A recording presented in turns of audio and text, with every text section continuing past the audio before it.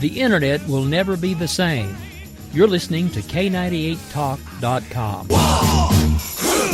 Good God, y'all. What is it good for? Absolutely. Let's get started again. When our water heater broke down last month, it was a nightmare. It took 5 hours for the plumber to show up, and he charged us a couple of $100 just to come out. Then it cost another $1,800 to put in the new water heater. By the time it was all said and done, I felt like I'd been taken. But what else could I do? The smartest thing you can do is get a home warranty from American Residential Warranty. Their home warranties pay to repair or replace all your major appliances when they break, and they will break, and at the worst possible time. Call American Residential Warranty right now for free information on home warranties starting at just pennies a day. Don't wait for your refrigerator to stop running or your ceiling fans to stop turning. Call American Residential Warranty right now. Ask how you can save up to 50% on washer and dryer coverage. Just call 1-800-513-6154. That's 1-800-513-6154. Again, 1-800-513-6154. Call now. Tired of paying outrageous prices for Viagra? Well, we have great news for you. Now you can finally get Viagra at huge discounts. Healthy Man allows you to save up to $500 on Viagra. Why pay U.S. pharmacy prices of $15 per pill or more when you can get Viagra for less than $3 a pill? Call today and get 40 Viagra pills for only $99. This can cost as much as $600 at your local pharmacy. You can't afford not to call us. If you want Viagra at the lowest prices, never pay $15 a pill pharmacy prices again. Get Viagra for less than $3 a pill. Call 1-800-516-7602 today and save up to $500 and get 40 pills for just $99. Healthy Man is fast, easy, and affordable. Operators are waiting at 1-800-516-7602 to take your call right now. Call 1-800-516-7602. That's 1-800-516-7602. Again, 1-800-516-7602.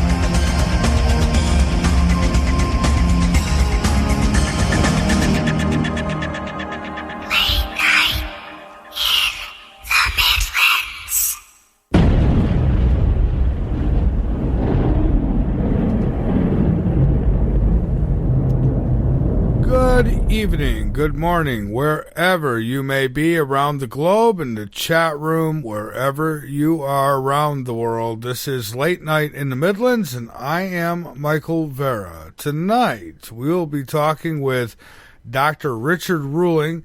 He's been on Late Night in the Midlands a few times in the past. He's coming back tonight.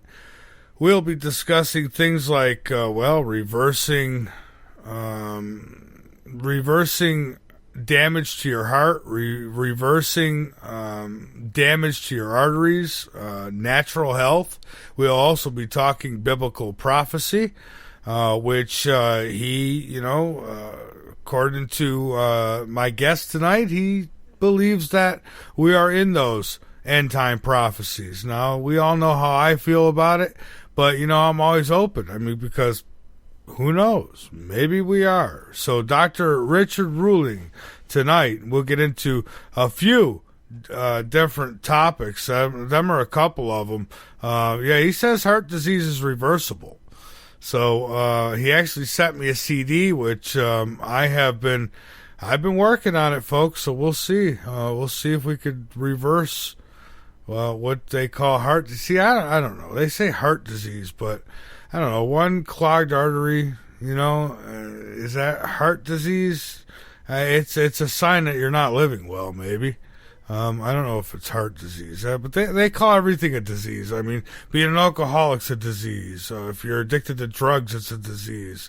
If you ask some, if you're gay, it's a disease. Hey, I didn't say that. I don't feel that way. But there's some out there who will say it's the devil's work. But anyways, Dr. Richard Ruhling tonight. And we will take calls 803-317-2264. LNM Radio has joined with the hard... Yeah, that's not going to happen. All right. So, anyways, that's what I get for trying to clear the board while I'm talking here. This is why I'm not multitask, man, because see what happens? But, yeah, we'll take calls a little later in the show. And, by the way, the website's www.latenightinthemidlands.com. Go on over, become a member, and be informed. And by all means, inform others. All right. How about a little news and discoveries here? Let's get to it. Food crops grown in underwater biospheres. How you like that? See, they're growing food under the water. So, I know, it could just be little innocent experiments, but you gotta wonder, why are they so interested in all this? A new way of growing food underwater is being tested out beneath the Bay of Noli in Savannah, Italy. And it's designed to enable crops to be grown in regions where traditional farming methods are impractical. They seem to have a great interest in growing food where you normally wouldn't grow food. I don't know, maybe they know something we don't, folks. I don't know. The plants are grown inside special self-contained biospheres, which are anchored to the seafloor approximately 30 feet underwater. Despite the unusual location, they say the crops still receive a significant amount of sunlight from the surface, and the temperature is maintained at a respectable 25 degrees Celsius. So, interesting little project they got going there. If you want to read more about it, you can go over to latenightinthemidlands.com to news and discoveries, and you'll find it there. New computer operates like the human brain. Yep, new computer operates like the human brain. They've been working on this for quite some time. They've been wanting to duplicate the human brain, make it flawless. A new brain-like computer called MEM Computer could help solve the world's most enduring math problems. Yeah, that's what they want to do. They want to solve the world's most enduring math problems. That's why they want a computer brain. Whew, we can all rest easy. That's the only reason they would ever want something like this. Developed by scientists, maybe the same ones who lie to us about the climate, led by a theoretical physicist from the University of California, a Dr. Ventra. In San Diego, they say the new computer shuns conventional microchip designs in favor of special MEM processors, which both process and store data. So it'll work the same way as neurons do in the brain. So they're duplicating the human brain. You could read a whole lot more about that if you like. It's linked up, you know where. Hey, how about this? You've heard of the swine flu and the bird flus and all these flus, right? Well, get ready, because now comes the new squirrel virus. Yes, a squirrel virus strain suspected in the deaths of 3 in Germany. 3 people, they say, in Germany who worked as squirrel breeders and who all died from brain inflammation may have contracted a new strain of virus from the squirrels, according to a new report of the cases. So something else you might want to look into if you're interested. They say the new virus strain belongs to a group of viruses called bornaviruses. Boy, they must have stood up all night thinking of the name for this. Look, bornaviruses. How long did it take them to think of that? they made abornaviruses, is what they really mean. See, it's Italian. Which typically infect animals such as horses, sheep, and birds, and we got a lot of sheep in the United States. Researchers have debated whether this group of viruses can cause disease in people, but guess what? New findings suggest that such viruses do cause disease in humans. So be careful now, because now you got to watch out for the squirrel virus.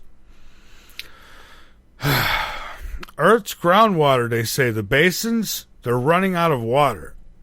1/3 of Earth's largest groundwater basins are under threat because humans are draining so much water from them, according to 2 new studies. What's more, and again, I hope these aren't the same people who told us that global warming was going to kill us all. What's more, they say researchers say they lack accurate data about how much water remains in these dwelling reservoirs. So, in one breath, they're telling us that it's running out. In the next breath, they're telling us that they don't have accurate data to how much water is in there. I got an idea. Stop fracking. Stop poking holes in the earth and filling it up with different things and taking out other things, and we might not have these problems. I think it's rather simple. I really do. Hey, George Bush, he's back in the news too now. Who did George Bush charge $100,000 to hear him speak? How about wounded veterans? Wounded veterans of his immoral wars. That's what the title says. Former President George W. Bush attracted a lot of criticism, and deservedly so, because he charged $100,000 in speaking fees to speak in front of a group of severely wounded veterans of the so-called War on Terror. So the same people George Bush sent to go get blown apart in these senseless wars, the same people that, same person who did that, then charges them $100,000 to come and speak to him. Can you believe that? You probably could, right?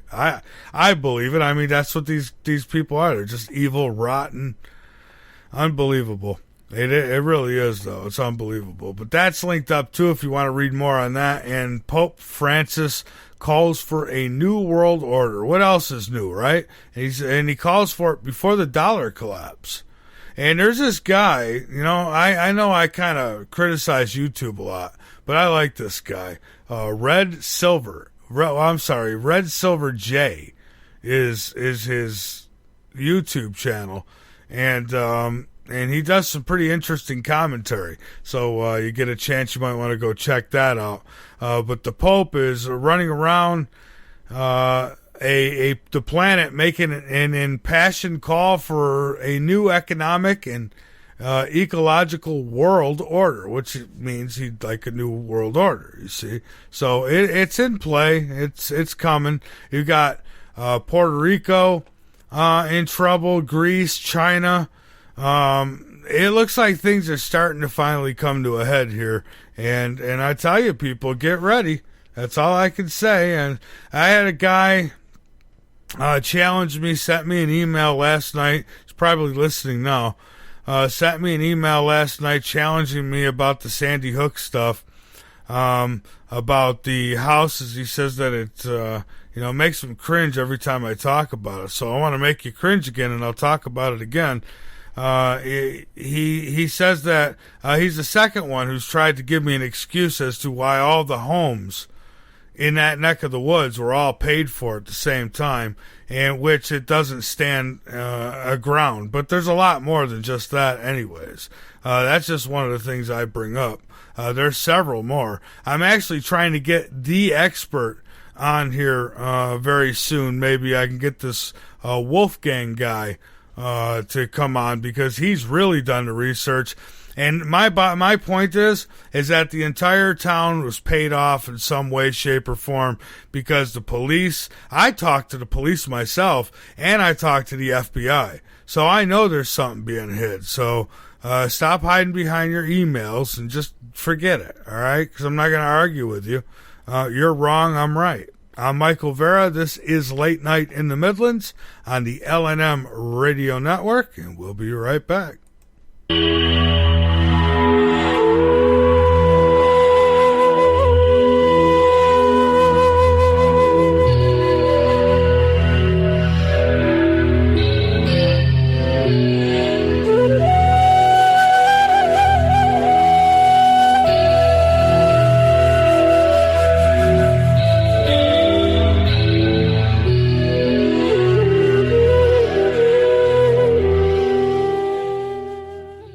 Hello, this is Dick Farrell, here to tell you about OxySilver. Legally available only through CureShop.com and HealthyWorldStore.com. Don't be fooled buying silver products from copycats and criminals. You've heard Dr. Leonard Horowitz and experts urge you to avoid deadly vaccinations and illegal operators selling stolen OxySilver and OxySilver copycats. You've heard experts tell you about suppression in alternative medicine and confusing propaganda in healthcare and the truth movement. Read Dr. Horowitz's book, Healing Celebrations, to learn how miracle healings can be made to happen through faith, prayer, and a pure diet. Get great immunity using vitamin C, D, and OxySilver, Liquid Dentist, GI Flora Pro, a top-shelf probiotic. Use Green Harvest as a great-tasting meal substitute for energizing organic nutrients and losing weight. And Zeolove, and natural clays for detoxifying your body. More advice, all these products and more are available from theCureShop.com. Including OxySilver, the world's most powerful silver hydrosol. Electro-energized to put risky injections, toxic antibiotics, and deadly drug pushers out of business. OxySilver is covalently bonded to water. Unlike any other silver product using the frequency of chlorophyll 528, what Dr. Horowitz explains is pure tone love, the universal healer. NASA originally developed covalently body silver hydrosols to keep astronauts healthy in space. Dr. Horowitz added the 528 frequency to NASA's formula and more. OxySilver works three ways to electrocute dangerous germs better than anything, far better than all leading silver products, and without any risk. OxySilver oxygenates and resonates with 528 for faster healing. So help save lives, putting drug lords and criminals out of business, and keep the LNM network broadcasting. Register for our free cooperative at healthworldaffiliates.com/4948. That's healthworldaffiliates.com/4948. And buy OxySilver and other great products in package specials at great discounts from theCureShop.com. Buy OxySilver, GI Flora Pro, Green Harvest, Zeolove, and Love Minerals at great discounts at CureShop.com. That's CureShop.com with two P's. CureShoppe.com. Or call toll free at 1-888-621-7611. That's 1-888-621-7611. Do it now. The LNM Radio Network and Late Night in the Midlands depends on you, the listener. Without you,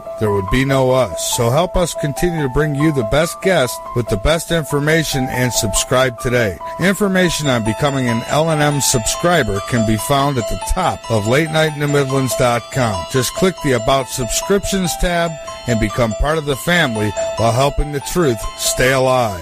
And while you're at it, maybe subscriptions aren't for you. A one-time donation helps as well. Click that donate button on the right side of LateNightInTheMidlands.com and help us help you. The LNM Radio Network offers a moderated chat room at www.latenightintthemidlands.com. Just click the chat and listen page from the drop-down menu at the top of any page on the website, or click the Listen Live button at the top of the homepage at www.latenightintthemidlands.com. If I were the devil, if I were the prince of darkness, I'd want to engulf the whole world in darkness, and I'd have a third of its real estate and 4/5 of its population, but I wouldn't be happy until I had seized the ripest apple on the tree, thee. So I'd set about, however necessary, to take over the United States. I'd subvert the churches first. I'd begin with a campaign of whispers. With the wisdom of a serpent, I would whisper to you as I whispered to Eve, do as you please. To the young, I would whisper that the Bible is a myth. I would convince them that man created God instead of the other way around. I would lie that what's bad is good and what's good is square. And the old I would teach to pray after me, Our Father, which art in Washington. And then I'd get organized. I'd educate authors in how to make lurid literature exciting so that anything else would appear dull and uninteresting. I'd threaten TV with dirtier movies and vice versa. I'd peddle narcotics to whom I could. I'd sell alcohol to ladies and gentlemen of distinction. I'd tranquilize the rest with pills. If I were the devil, I'd soon have families at war with themselves, churches at war with themselves, and nations at war with themselves, until each in its turn was consumed. And with promises of higher ratings, I'd have mesmerizing media fanning the flames. If I were the devil, I would encourage schools to refine young intellects, but neglect to discipline emotions. Just let those run wild. Until before you knew it, you'd have to have drug-sniffing dogs and metal detectors at every schoolhouse door.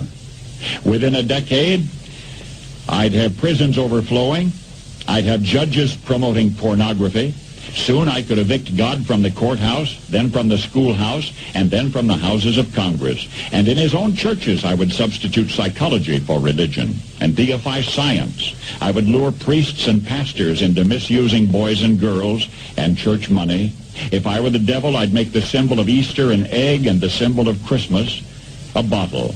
If I were the devil, I'd take from those who have and give to those who wanted until I had killed the incentive of the ambitious. And what'll you bet? I couldn't get whole states to promote gambling as the way to get rich. I would caution against extremes in hard work, in patriotism, in moral conduct. I would convince the young that marriage is old-fashioned, that swinging is more fun, that what you see on TV is the way to be.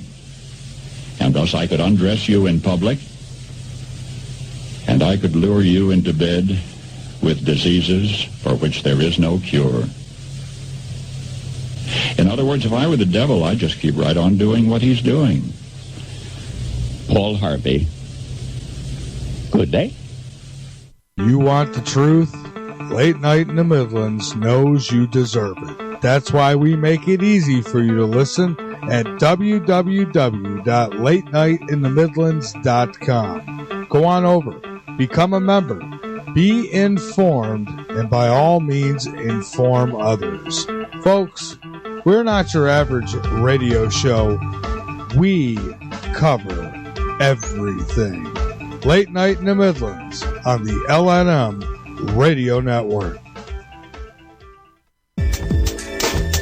It's the middle of the night and there's nothing much to do. Bring your insomniac self over to Late Night in the Midlands and learn something. We've got every topic you can think of with very little being off limits. Alien abductions, government corruptions, the stuff that's got your sleep disrupted. Come join the conversation bells and tune in to Late Night in the Midlands with your host, Michael Vera.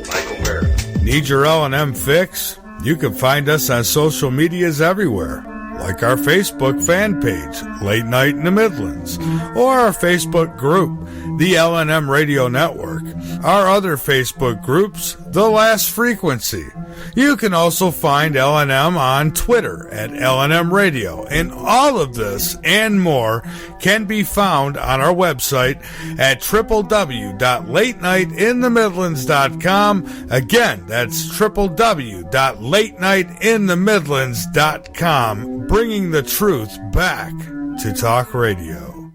We are back. This is Late Night in the Midlands. I'm Michael Vera, and you may ask yourself, how did you get here? Well, I guess the point is that you're here now, and the best thing we can do is learn as much as we can and turn that knowledge into power and use that power to take it back. But my guest tonight, I want to tell you a little bit about Dr. Richard Ruhling. He is a retired physician who was assistant professor of health science in Loma Linda University, 1974 through 78. He was board certified in internal medicine and authored Why You Shouldn't Ask Your Doctor, Wake Up America, and Apocalypse 2013. He predicted war with Iraq 6 years before 9/11, and he's predicting civil war in America. DHS, he says, is preparing for it. Dr. Ruhling is president of Total Health and Company, nonprofit organization that promotes a positive lifestyle as true health care, in contrast to prescription drugs that have become the number one cause of illness, disability, and death. And so, folks, let's bring him on. He's actually been trying to dial me up here. So let's bring him on now, Dr. Richard Ruhling. Doctor, welcome to Late Night in the Midlands. Okay, well, Doctor, it's whatever you're doing there, it's not working. You might want to go back to your other microphone, and then we'll try this again. All right, so Dr. Richard Ruhling, he had called me before the show, and I heard a sound, constant motor-like running in the background, so he was going to try another microphone. Apparently he has done that, and it's probably switched the settings on his sound card or what have you, and as a result, we're not hearing him. So nothing I could do on my end about that, except for to say, here we go, folks. So all I could do is wait for Richard to get his other mic plugged in, hopefully, and we could get this thing rolling. We're going to talk about quite a bit. I have Dr. Ruhling's CD sitting here. I have watched it. I need to watch it again. Okay, so here he comes again. Doctor. Can you hear me? I do hear you now. Welcome to Late Night in the Midlands. Thank you. Good to be with you. I downloaded Skype on a different computer, and I could hear the audio when I called you, but somehow it didn't pick up my microphone. Sorry about the little extra noise here. Oh, well, that's okay. We'll get through it tonight. And if you want, sometime this week, if you want to test it out, you can call me back, and we'll get you going on that other computer. Sorry for the trouble, but no. Good to be with you. Thank you, Michael. Oh, absolutely. Thank you. It's good to have you. And it's not bad. It's just, it sounds like a fan. I mean, we could deal with that. But, you know, the scientists are telling us that the heat is engulfing us anyways. So you're entitled to a fan. Doctor, I thought maybe we'd start with a little bit of background for those who might not have heard you on the show before. Okay, I took a Bible college degree in chemistry, but took a lot of Bible courses, so I'm interested in current events as applied to Bible, but I took medicine. After medical school, I was encouraged to take public health before going to Africa, and the opportunity to Africa never worked out. But the dean took a special interest in me, encouraged me to take internal medicine and cardiology and come back and teach, which I did. I was in charge of the executive health program, community services. We had a doctoral program that was really unique and progressive in that we were training doctors of health, not medical doctors to write prescriptions, but focus on lifestyle, diet, exercise, quit smoking, stress, weight control, things like that. And it was really a very interesting experience for 4 years that I was there. And during that time, I had executives tell me that when I examined them, that sugar bothered their joints, or that cheese bothered their joints, or that meat bothered their joints. And these were smart men who'd figured it out better than me. When I got headaches, I couldn't figure it out. I went to the fellow at the medical school who taught medical students, and I asked him if anything I ate or drank could be the cause of my headaches. And he said that would be very rare for my type of headache. And I didn't know what to do, but when I left the university, I went into practice with 5 other doctors. This was after 4 years of teaching. And the allergist there had people driving hundreds of miles to see him. He was very successful. People loved him. I thought, how many people with headaches do you help? He said about 9 out of 10. And I said, test me. And so I would not have believed that I was allergic to wheat, peanut butter, and etc. But when I left those things out, I had no more headaches. And the way it works, and I'll explain this for your audience, is that chronic illness, doctors generally do not know what causes a wide range of things. They say this is a factor in it. Lack of exercise is a factor. Diet may be a factor, but they never really identify specific causes. And in my case, this doctor had identified a cause with a specific food. But if you become allergic to that food, your body regards it as a poison. Kind of like, and the best example I have is nicotine. When people smoke, they don't get sick. But if they try to quit smoking, they get symptoms. They don't feel good. They have a withdrawal. And that's the way my headaches were. It was like I was addicted to wheat, even though I didn't know it. And Monday through Friday, I would take 2 sandwiches to work. My wife knew if I didn't have 2 sandwiches, I didn't feel filled up. But on the weekend, she'd say, oh, you get bread every day. We're having fresh fruits, vegetables, other things.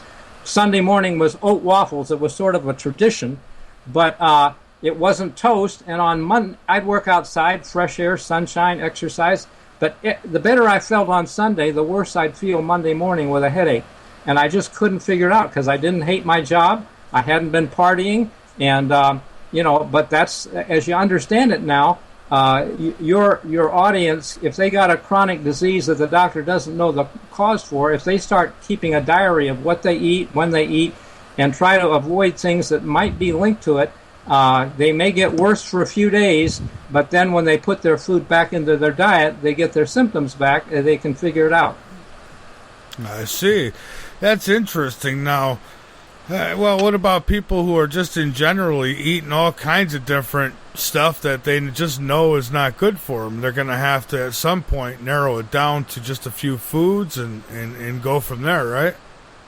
Well, if they're just the average American without any chronic illness per se, just overweight and a little bit worried, maybe their blood pressure's a little high, that's a different matter, and they can do better with a low-fat, cut down on the fats in their food and in their diet.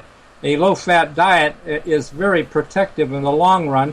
It's the high-fat makes the blood sticky, so that you need more blood pressure, to push it around if your blood is sticky.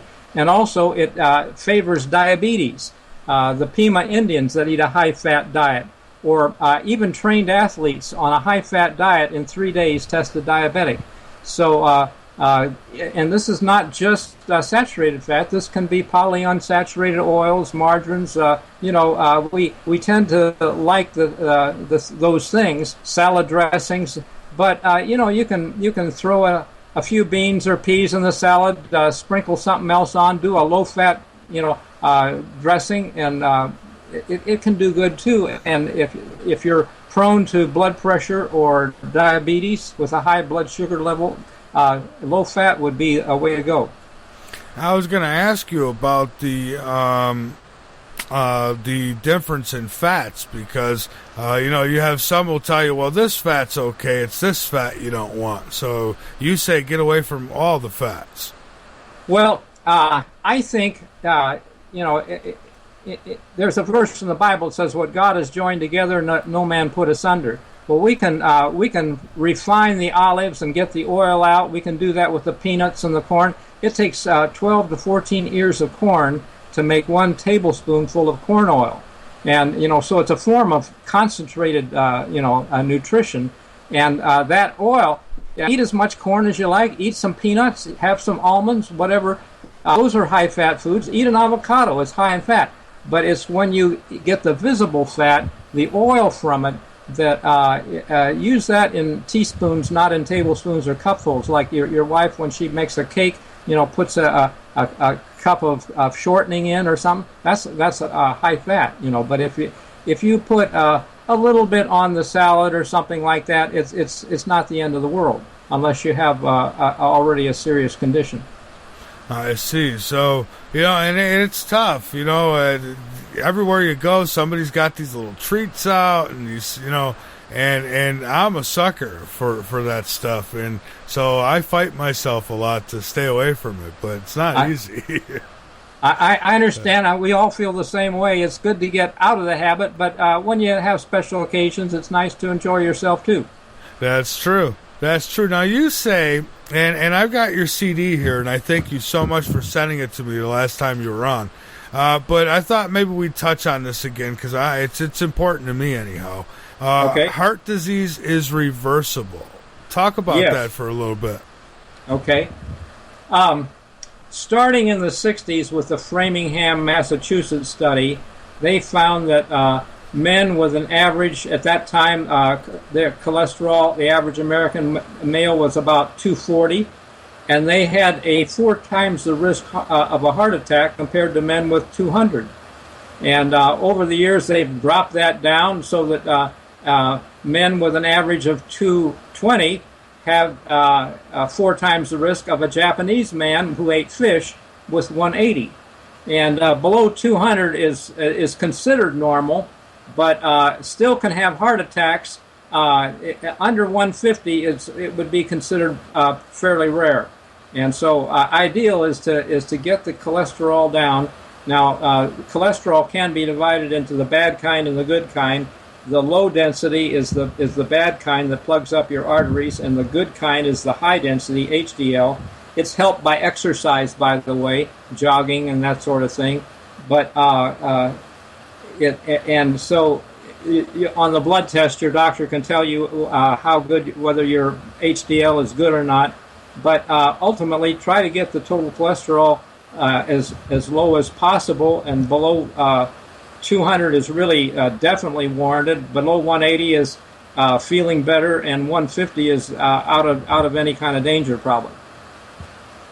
Oh, okay, I see. So now I had another doctor who has done incredible work in curing cancer with natural remedies. Now, he always says that the brain is pretty much made of cholesterol, and by taking these drugs that are supposed to take down your cholesterol, it wind up, affecting your brain. And I'll say this: the doctor had put me on some when I had my heart attack, and I took them for a little while, and I started forgetting things. I was losing my memory from them. I was getting aches and pains and just not good, dizzy spells and from them, and then I stopped taking them, and I've been great. I'm so glad to hear that, and I would confirm what you found. In general, we don't always know what a drug will do. Sometimes we're surprised by it, but if a person in your listening audience, if people are taking a prescription drug, they should ask their pharmacist for the package insert that goes along with that drug, and that lists all the different adverse effects that the drug can have. And if they don't understand what it is, they can go to Google or a dictionary in the library or something and find out what those things are that the drug can do to them.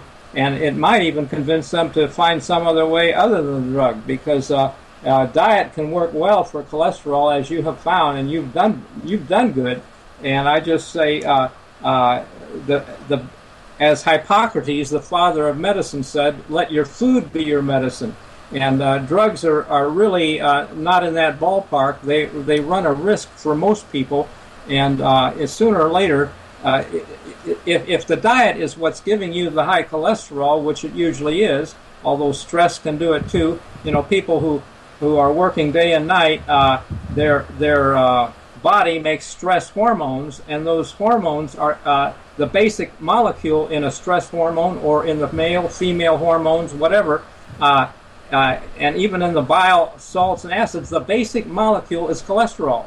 It is, and so when you need more stress hormone, your body makes more cholesterol to produce the end product, and in order to cope, and so if you are excited half the time, your cholesterol will probably be higher than if you run a calm life, etc.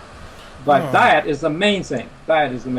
Oh, good, because I'm excited a lot, and not that I'm angry a lot. I'm just excited. I get excited about things that I'm doing and stuff, and it sucked to think that every time I cheered or got happy that I was putting myself in that kind of danger. But no, I wouldn't say that. Let me give you an example. At the medical school that I attended, they did a study with to see the effect of exercise on cholesterol, and it seemed like the guys that played tennis, they were okay. But when they wanted to get it really measure it finer, they put them on treadmills, and then it messed everything up. And they were about to give up their experiment because it wasn't working when the guys said, "Oh, we're so glad we can get off these treadmills. We hate them." Well, the idea was hate was a stress to them. They didn't like, but if they played tennis, it was not stress. So, in other words, if you like it, going fast is fine for a racehorse, but it is stress for a turtle. I love that. Yeah. Yeah. Okay. So, bottom line, if you're enjoying life, hey, you do what you like, and that's great. Yeah, absolutely. Like for me now, I take a 3-mile walk a day, and I know to some people that's not a lot. To others, it's too much. For me, it's just right. So, good.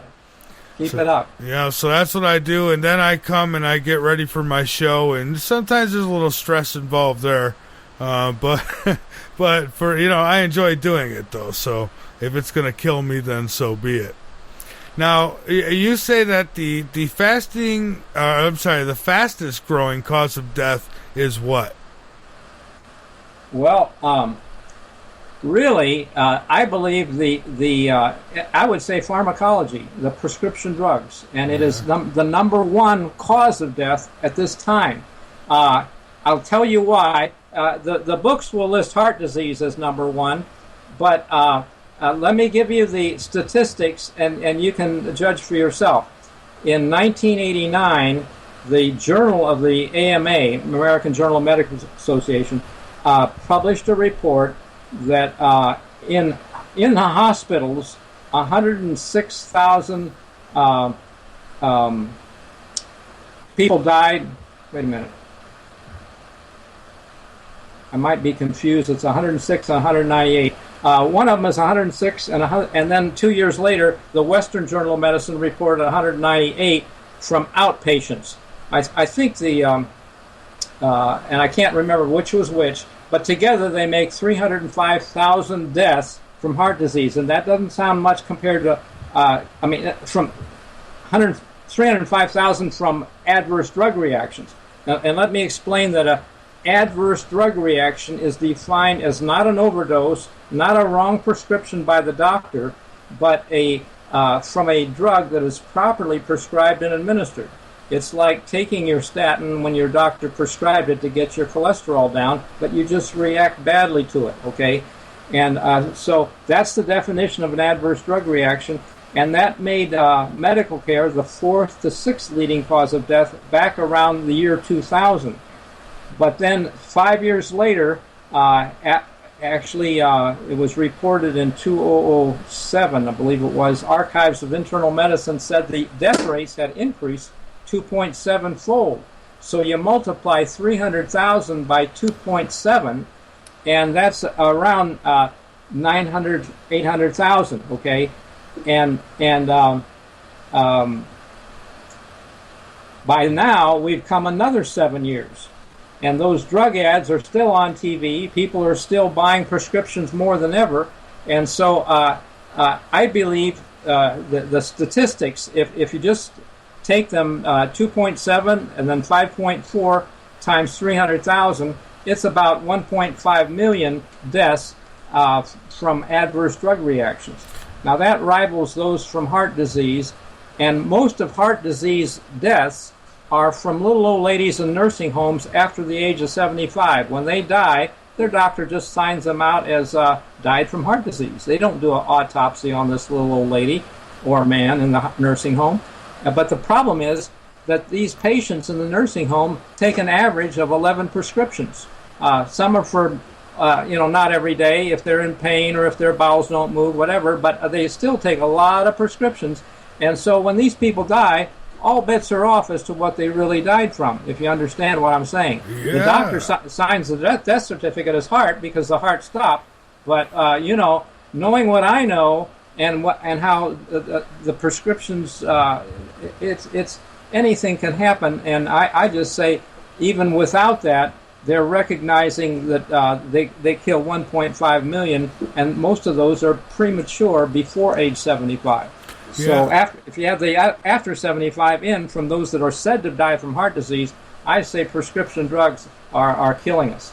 Oh, and doctor, you mentioned the commercials, and I cannot believe people are dumb enough to take this stuff. I mean, one is for migraines.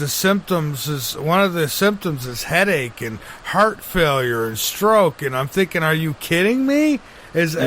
Why would this stuff even be sold? The side effects are, the list is as long as I don't know what. I mean, it's just crazy.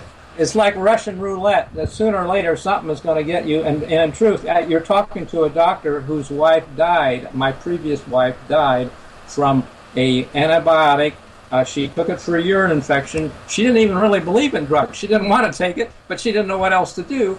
And it wiped the prescription. It's in the fine print in the physician's desk reference, a big fat book 4 inches thick with 3,200 pages. It lists for her antibiotic the bone marrow platelet problem, which wiped out her platelets. So she had transfusions, a splenectomy, high steroids, gamma globulin, the works, in and out of hospitals, and died of a stroke.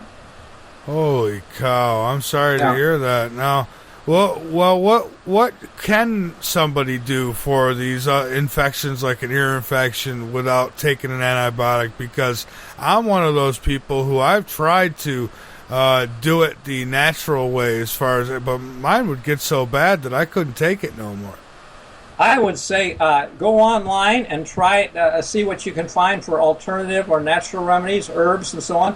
For urinary infection, uva ursi is something that's helpful, along with cranberry juice, drinking lots of water to kind of flush the bacteria out. It is uncomfortable, but usually if you hang with it, as my father was, by the way, a physician in St. Louis, general practitioner. I grew up, and around age 10, this was probably more than about 60 years ago, he said most of his patients would get well no matter what he did. He figured about 85% would. 10% he figured he helped, and 5% he said will die no matter what I do. And I thought that's an interesting thing. And today it's, I think if people take prescriptions, 85% are going to get in trouble no matter what they do sooner or later, because the drug is a chemical, and it's not, the body recognizes it differently than a food. And sooner or later, you're going to be toxic to that chemical, and then you'll have 2 problems instead of 1, and you might not recognize where the second problem is coming from, and your doctor might give you a 3rd pill to deal with your new symptom. That's exactly what they'll do. Or after my heart attack, and I read the symptoms or side effects rather. When I read those, I was in shock. I'm like, no way. And, you've got to take these, because if you don't take them, you'll be right back in here. So they give you the fear. And so for a little while, I did take them because, I just had a heart attack. Now's not the time to argue with the doctor, but now I do. let me tell you, when you said they'll give you the fear, they do that, but I'd like to tell you about a guy that I tested on the treadmill who had heart disease. He was an executive in the New York City area.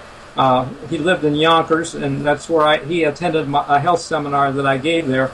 But he had 3 cardiologists, and when he attended my series, he wanted to do it, and I tested him, and I told him, if you'll eat right, you can taper down off your medicine. His doctor said, if you do, you will die. And but he had the guts to try it, and I think he outlived his cardiologist, because he died. He was 65-ish then. He lived another 30 years. I originally saw him in the early 80s. Okay, so 30 years later, he died about 95 on Long Island. Oh, so that's very encouraging. See, I love stories like that, because I guess a lot of people, after they go through something traumatic like a heart attack or what have you, they get depressed and almost like they're ready to give up. That's what the nurses were telling me, and I'm like, well, I don't feel that way. I can't wait to get dressed and get the hell out of here. That's right. Hey, let me tell you, on your listeners, if they want, I have a website with 5 minutes of a DVD. Like I do offer it. It's called Eating. It's excellent on how to eat better. But Dr. Esselstyn from the Cleveland Clinic is talking about how patients can be empowered to take responsibility for their own health. They don't have to feel like they're licked and just do what the prescription, etc. And so they get 5 minutes of that on my website, richardruhling.com. Ruhling spelled R-U-H-L-I-N-G. That's Richard, R-U-H-L-I-N-G.com. They can see 5 minutes of the DVD, and if they want to get it, to me it's the best DVD they'll probably ever buy. It's about $10. I originally paid $17 to a friend for a copy, but now I buy them by the quantity, and I can sell them for about 10 plus shipping. So anyway, that's it in a nutshell for the heart disease. But it also has ideas on cancer too, by the way, because diet is a factor in cancer, blood pressure, diabetes, and other things, and all of those topics are treated on that DVD. Which all you pretty much usually stem from your diet, don't they? Yes, they do. You're right. It's bottom line, you know, if we came into life normal, and 97% do, when they test the little baby and examine him after birth, and they don't find anything wrong, he's considered normal. But 40, 50, 60 years later, if you got a problem, it's something we put in our mouth, probably. You know, growing up, we do it year after year, and when problems show up, it's body chemistry somehow from what we've done to ourselves. And before we get to our break, which will be coming up here soon, what would you say the problems with our medical system are right now? I mean, I could go on and on myself because I've actually finally had to deal with that system in a big way not too long ago. So I could tell you, you know, it's really not it's not the greatest. Well, you're right, and I just yesterday watched if you go to YouTube and type in Dr. Ken Cooper exercise, I watched a video on him, and he's saying our huge costs in medical care, we're spending a huge amount of money very late in the game, you know, and we spend more than twice as much as any other country, and yet we don't live as long as many other countries do. You know, and we have more cancer, more this and more that, and it comes down to the fact that the drugs. If you see, I took internal medicine. I was board certified in internal medicine, and most of the conditions in the textbooks say unknown etiology, which means they don't know the cause of this condition. Well, if they don't know the cause of those conditions, and that's true of most of them, then how does the drug address it? It does not. It just modifies the body chemistry a little bit, but it doesn't treat it. If you're loading your body with cholesterol from Big Macs, that pill statin is not going to do you it doesn't address the cause. You need to address how the cholesterol is getting in, rather than just try to change the body chemistry some way with a drug. Yeah, that makes a whole lot of sense, and I'll tell you, it's tough today too, because if you're doing your shopping at your Walmart and stuff, you're going to run into a lot of genetically modified foods, and there's no way of really knowing what you're getting unless you work directly with a farmer. It's a damnable shame. I will have to say this for Monsanto to be able to get genetically modified stuff into and you do the research online, and it's not good what that can do to us. They think it's a great answer for the farmers, but really, bottom line, if we all had our own gardens, it would be better. Yeah, I agree, and we actually have a deal where we get fruits and vegetables from a local farmer, and it's organic and great price and all that. You get baskets and things and different deals from them. So that's what we've been doing, staying away from Walmart products. I mean, it's all garbage. That's why there's fruit flies all over the stuff. If you walk in the store and you shake something around, you see all the fruit flies coming out of it, because that stuff's only good enough for bugs to reproduce in. It really is. And so now So, the end times, the Bible prophecies, that's somewhere else that I know we were going to get into tonight. And there's an interesting read that I had here. It said, it said that there in the Bible there was a section where it spoke about living in the cities, and that you should have a plan to get out of the cities, right? And so you think that they're trying to push people into the cities right now, and that it's not the best place to be. And I see here it says before the fall, you should think about leaving the cities before the fall. Is that where you stand on our current situation? To be, if we're going to approach this, let me ask you, how soon are you going to take a break? How much time do I have before the break versus? I just want to get a feel for. Well, we actually have 30 minutes before the break. I was looking at the wrong clock, so go right ahead. All right. I apologize. I want to give you the scriptural basis for what I believe, and in Matthew 24 are this. When Christ came out of the temple the last time, his disciples were calling his attention to the great pillars, and he shook his head and he said, "There's not going to be one pillar on the other."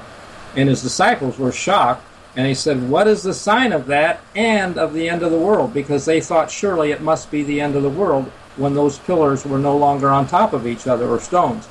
And so Christ really, in Matthew 24, mingles the signs of Jerusalem's destruction, which happened in 70 A.D., with those for the end of the world, and many of them are similar.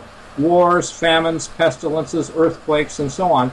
But in verse 15, he says, when you see the abomination, and in the NIV, it says, a parallel passage in Mark 13, verse 14, says, standing where it ought not to stand, or where it doesn't belong. That's the wording of the NIV. When you see an abomination standing where it does not belong, to flee. Well, the early disciples understood that was military. And so when the military came under Rome in 66 AD, the Christians got out of the city, they fled, and they were spared a siege that came a couple, 3 layers later by under Titus, which was horrible, and millions lost their lives at that time in the city of Jerusalem. So my point is that military standing where it ought not. We have, starting next week, Jade Helm, if you've heard of that. It happens to be a military operation in this country. Why? They're not supposed to use, the Posse Comitatus Act says do not use military equipment and arms against civilians. Use the police, the civilian police for that. And yet we are doing what does not belong, and that is the sign that was given to the early Christians to get out of the city of Jerusalem, etc. So that's that is not a 1 or 2 minute answer, but I'm looking at the fact that in the Bible, the first city was made by Cain, who was the first murderer. And cities are a focus of violence, crime, poverty, perversion, lots of stuff that's not right in the cities. And so I would just say, there's another best-selling book out, The Harbinger, by Jonathan Cahn, which is about the signs of end times as well, based on Scripture. And a lot of people, if you were to Google the word economic collapse September, there's, I forget how many million responses on Google you get, but lots of people can see that coming. And so I would just say, I would hate to be in a city if there's economic collapse, because martial law will be set up, and that's the sign that Christ implied. When martial law, you lose your freedoms.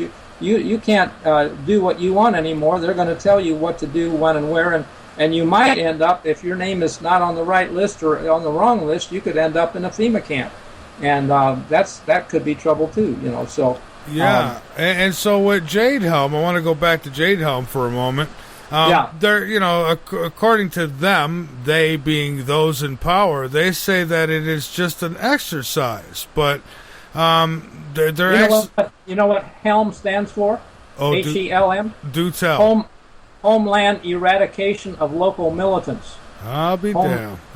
Yeah. Yeah, I've read that before a few times, and so it's not just an exercise. This is going to be military mingling in with the population, and what? You think they're going to start making arrests and doing that kind of thing? I think they will get people who have known to be militant, and they may get their guns or what. I don't know. When it comes to guns, having a gun has kept this country safe for hundreds of years. That everybody has the right to bear arms. That during World War II, the Japanese did not land on our west coast because they were afraid of the guns that Americans would have, and that they might not be easy to wipe out.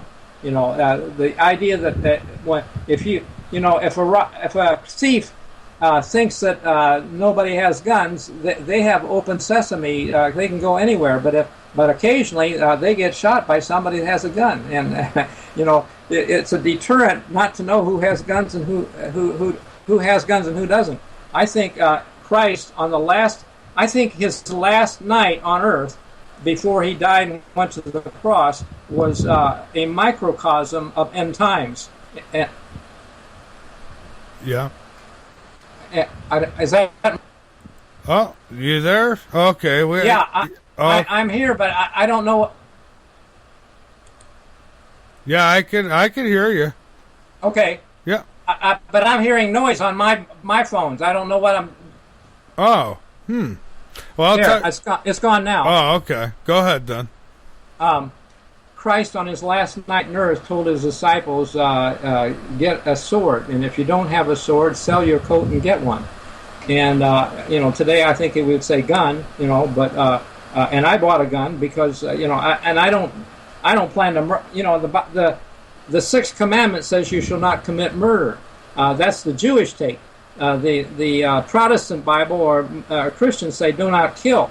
Well, if somebody's going to kill you, it's self-defense to kill them. In Israel, when a guy opens fires on a bus, he only shoots one person before he gets shot. That did happen that way. But in this country, lots of people get killed before finally somebody gets it stopped.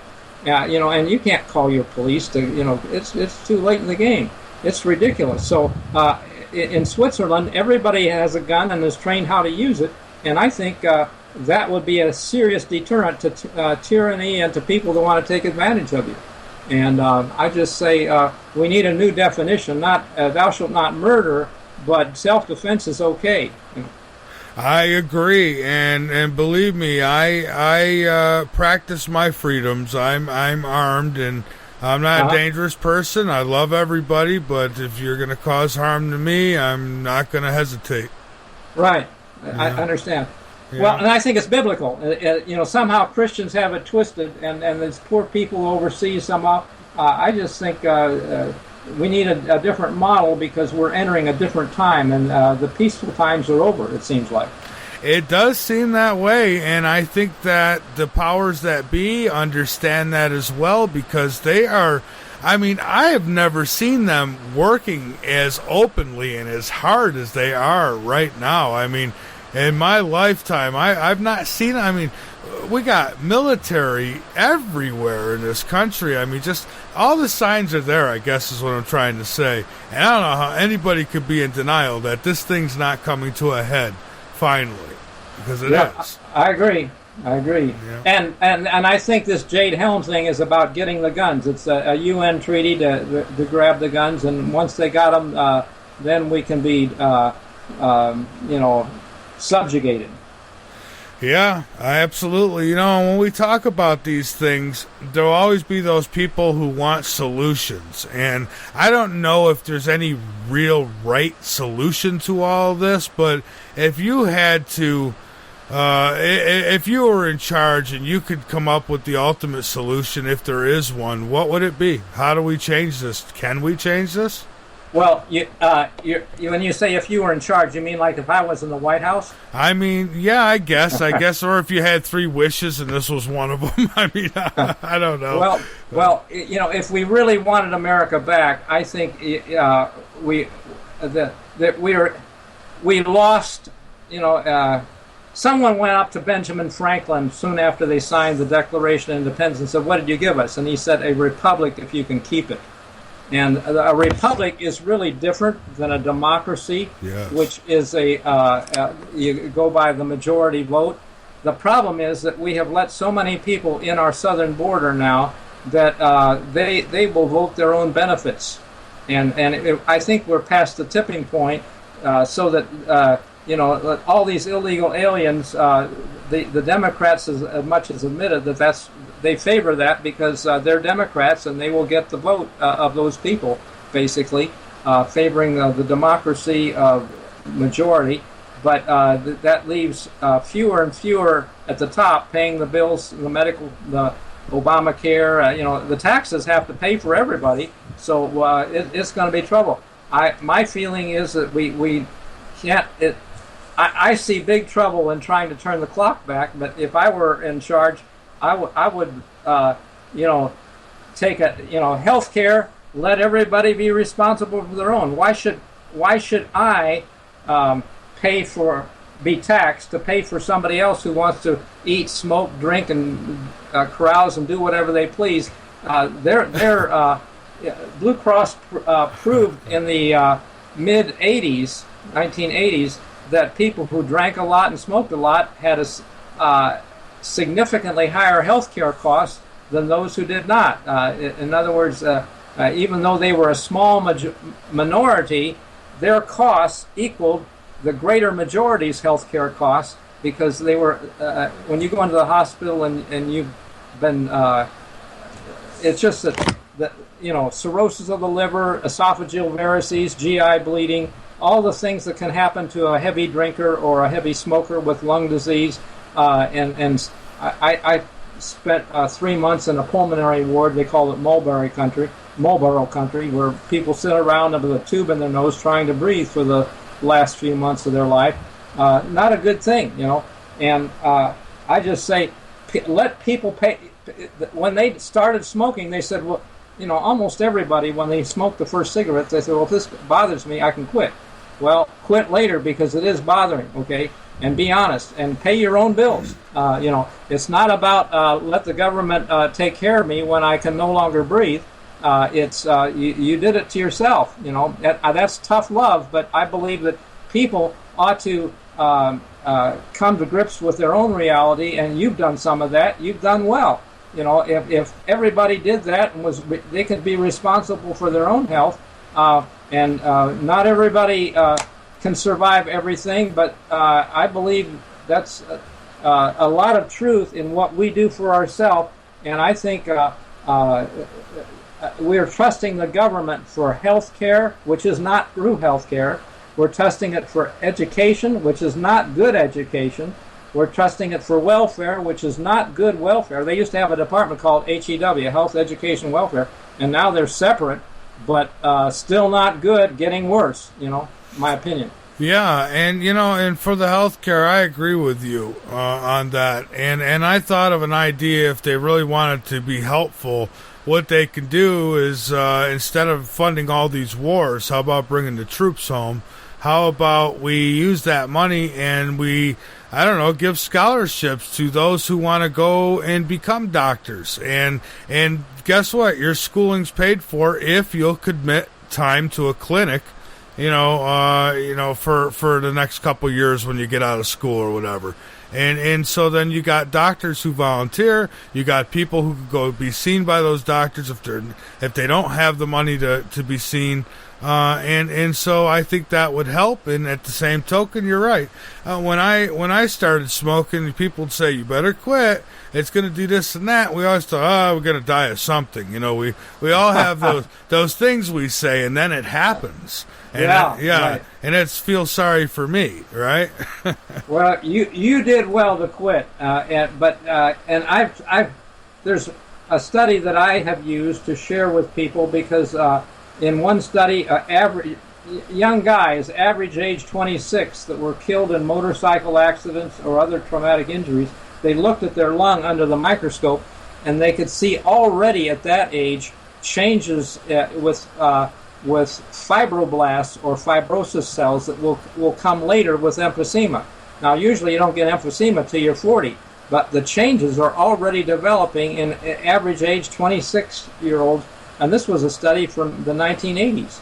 So my point is that, things are happening in the body, and even though you can't feel the pain, the damage is being done.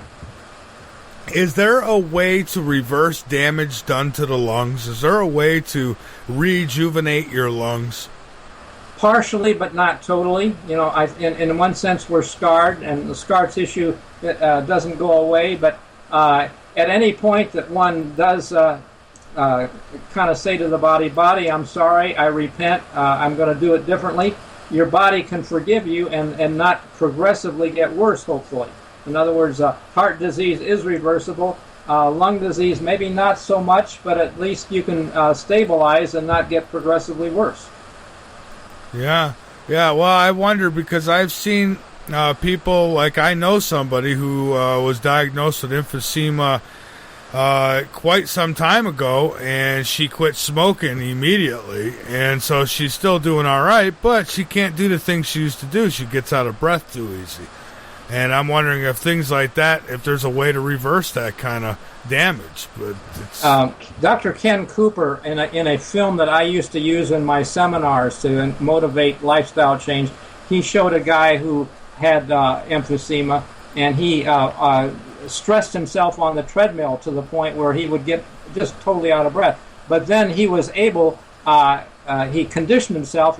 Somehow the blood cells thicken, you get more red blood cells and so on, so that even though the lungs aren't different, you'll extract more oxygen from the blood cells that are there, and he could play touch football with the kids and that sort of thing. It showed him on the film. So the body can compensate, but most people, they just take it as a matter of fact that I can't do those things. But if this lady pushed herself, she could probably find that she could do more than she's doing right now.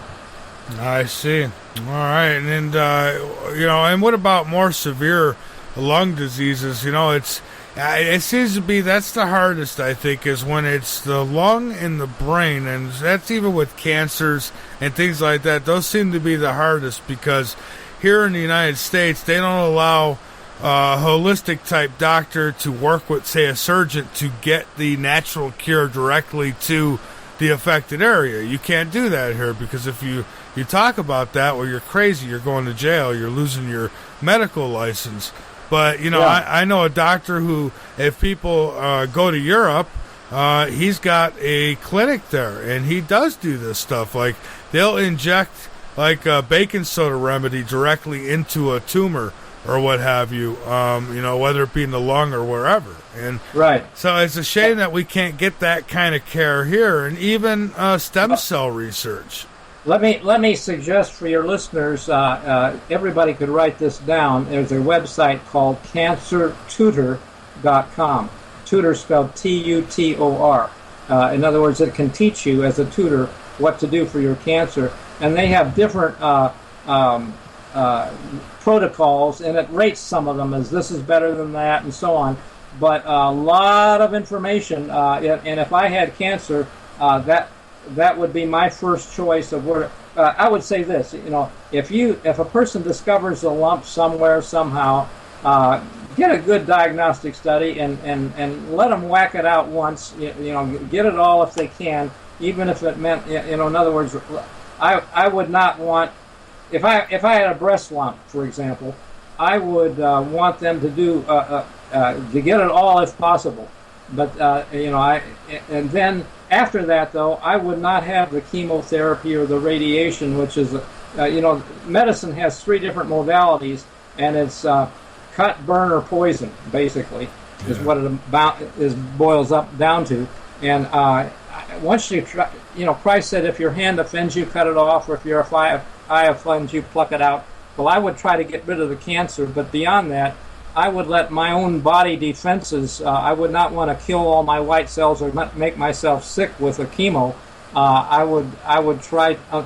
Now there are exceptions to everything that I'm telling you, and if there's a certain, Hodgkin's lymphoma, they do very well with MOP therapy, which includes MOP is prednisone and so on.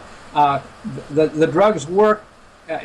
The thing to do would be for the patient to ask their doctor, is this palliative? In other words, it's just going to make me feel a little better and help me maybe live a little longer, or is this curative care? There's only a few handful of tumors which medical care is curative for. Most of them is palliative, and I would not want to go that route of making myself sick and taking radiation for something that's just going to palliate me a little bit. If they said, your statistics are good that you can get cured from this, I would say, okay, maybe. But in most tumors, we have not made a lot of progress in the last 50 years with chemotherapy and radiation. And I think the alternatives, and like the website cancertutor.com, I would be inclined to try these if they could not promise or be very hopeful of a cure for their treatment. Well, I know a woman who I actually spoke with today, and she had a cancerous tumor in her breast. She did natural remedies that included baking soda and molasses and such. And she's went and just got retested, and the doctor says doesn't know how to explain it, but the tumor seems to be dying from the inside out. And so I mean, there's always hope, and and not every bump in your body is cancerous either. So some people get paranoid now. I mean, I have and he'll know because he's listening tonight. We've got a friend who listens to the show who had a swollen gland in his neck. You know how when you get sick, your glands get swollen a little bit? Well, he was nervous. He thought he had a tumor. And so... Well, it can be, depending, if he has a flu-like illness, a fever and so on, might be. But otherwise, if that doesn't go away in a while, lymphomas can manifest as a lymph node enlargement and might have it looked at later. Diagnosis, medicine is good at diagnosis. They're just not good at the treatment end of it. And but lymphomas, some of them are treatable well with medicine.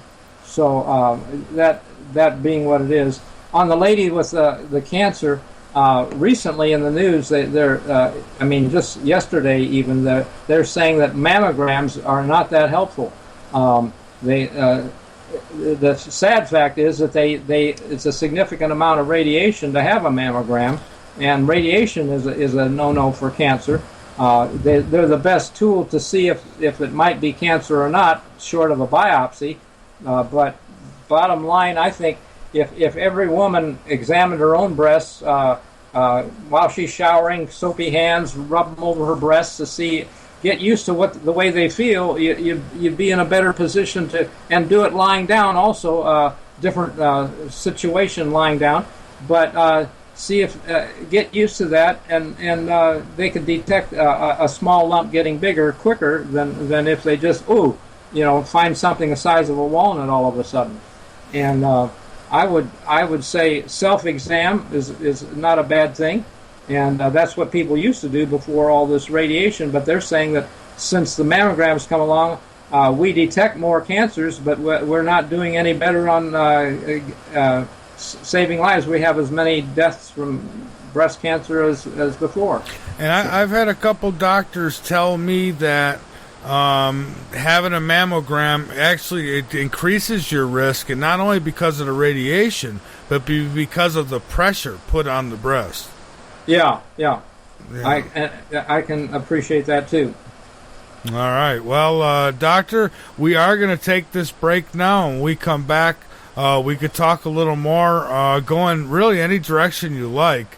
I wouldn't mind getting into where you feel we are right now as a human species, and what time frame we're in. Where do you see things going? And I thought we'd go there when we return. looking forward to it. That's good. All right, Doctor. I'm going to put you on hold, so it's going to get quiet. So all right. I'll hang tight. All right, we'll bring you back in a few minutes. Folks, this is Late Night in the Midlands. Ooh, listen to that. I am Michael Vera, and my guest, Dr. Richard Ruhling. I'm sorry for the fan noise that he has on his end, folks, but he tried to, at the last minute, get this other computer going so that he wouldn't have it, and well, as you know, it didn't work out. So we're doing the best we can. And so we're going to take this break. We'll come back and talk. I'd love to have calls from all of you. What do you think? What are you watching? Anything you want to get out there, you're welcome to join us. This is Late Night in the Midlands. Again, I'm Michael Vera with Dr. Richard Ruhling, and we'll be right back.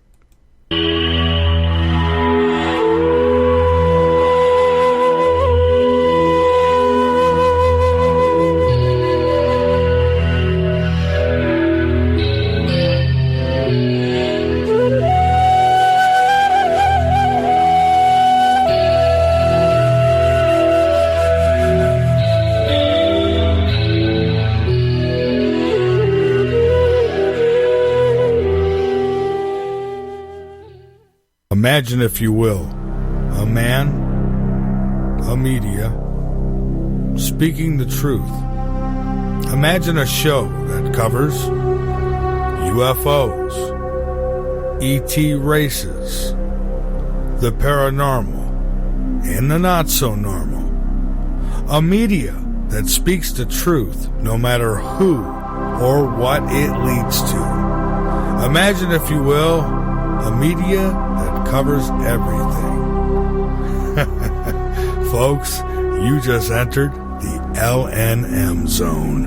LNM, keeping it real when others don't. The LNM Radio Network offers a moderated chat room at www.latenightinthemidlands.com. Just click the chat and listen page from the drop-down menu at the top of any page on the website, or click the Listen Live button at the top of the homepage at www.latenightinthemidlands.com. You want the truth? Late Night in the Midlands knows you deserve it. That's why we make it easy for you to listen at www.latenightinthemidlands.com. Go on over, become a member, be informed, and by all means, inform others. Folks, we're not your average radio show. We cover everything. Late Night in the Midlands on the LNM Radio Network.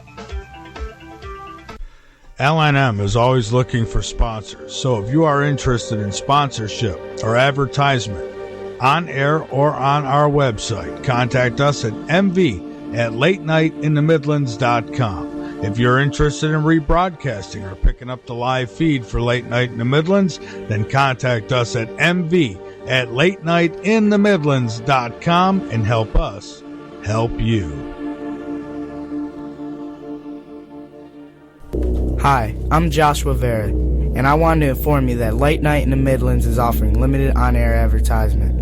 With 30 and 60-second spots available, or inquire about placing your banner ad on the LNM website.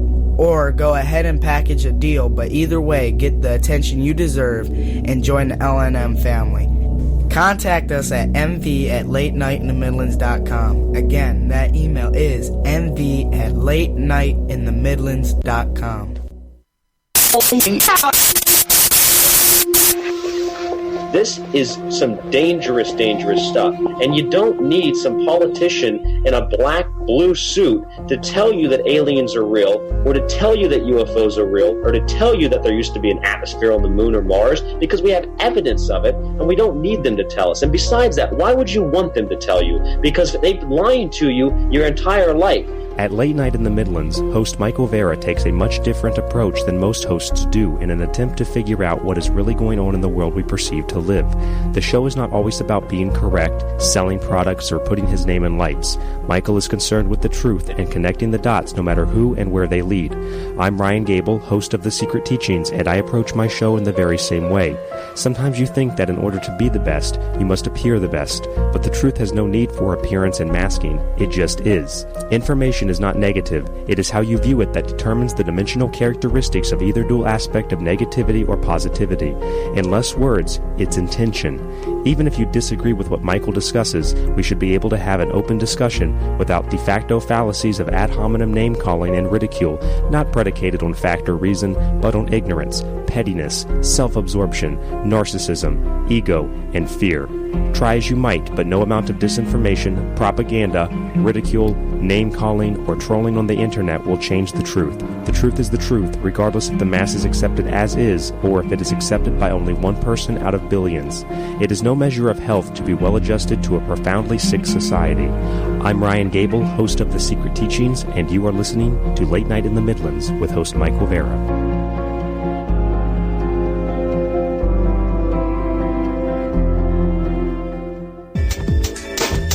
It's the middle of the night, and there's nothing much to do.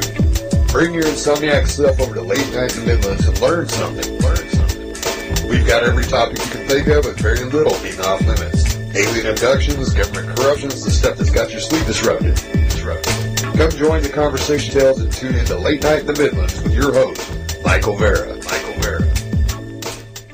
But we definitely do our damnedest to get you through your night here on Late Night in the Midlands. My guest, Dr. Richard Ruhling. We are discussing alternative medicine. We are also discussing prophecy, which we're going to get back to. And folks, as I always say, give us a call, but always wait till after the break. I actually use my breaks. I am human, not a robot like George Norrie. I actually have to get up and do things for myself here.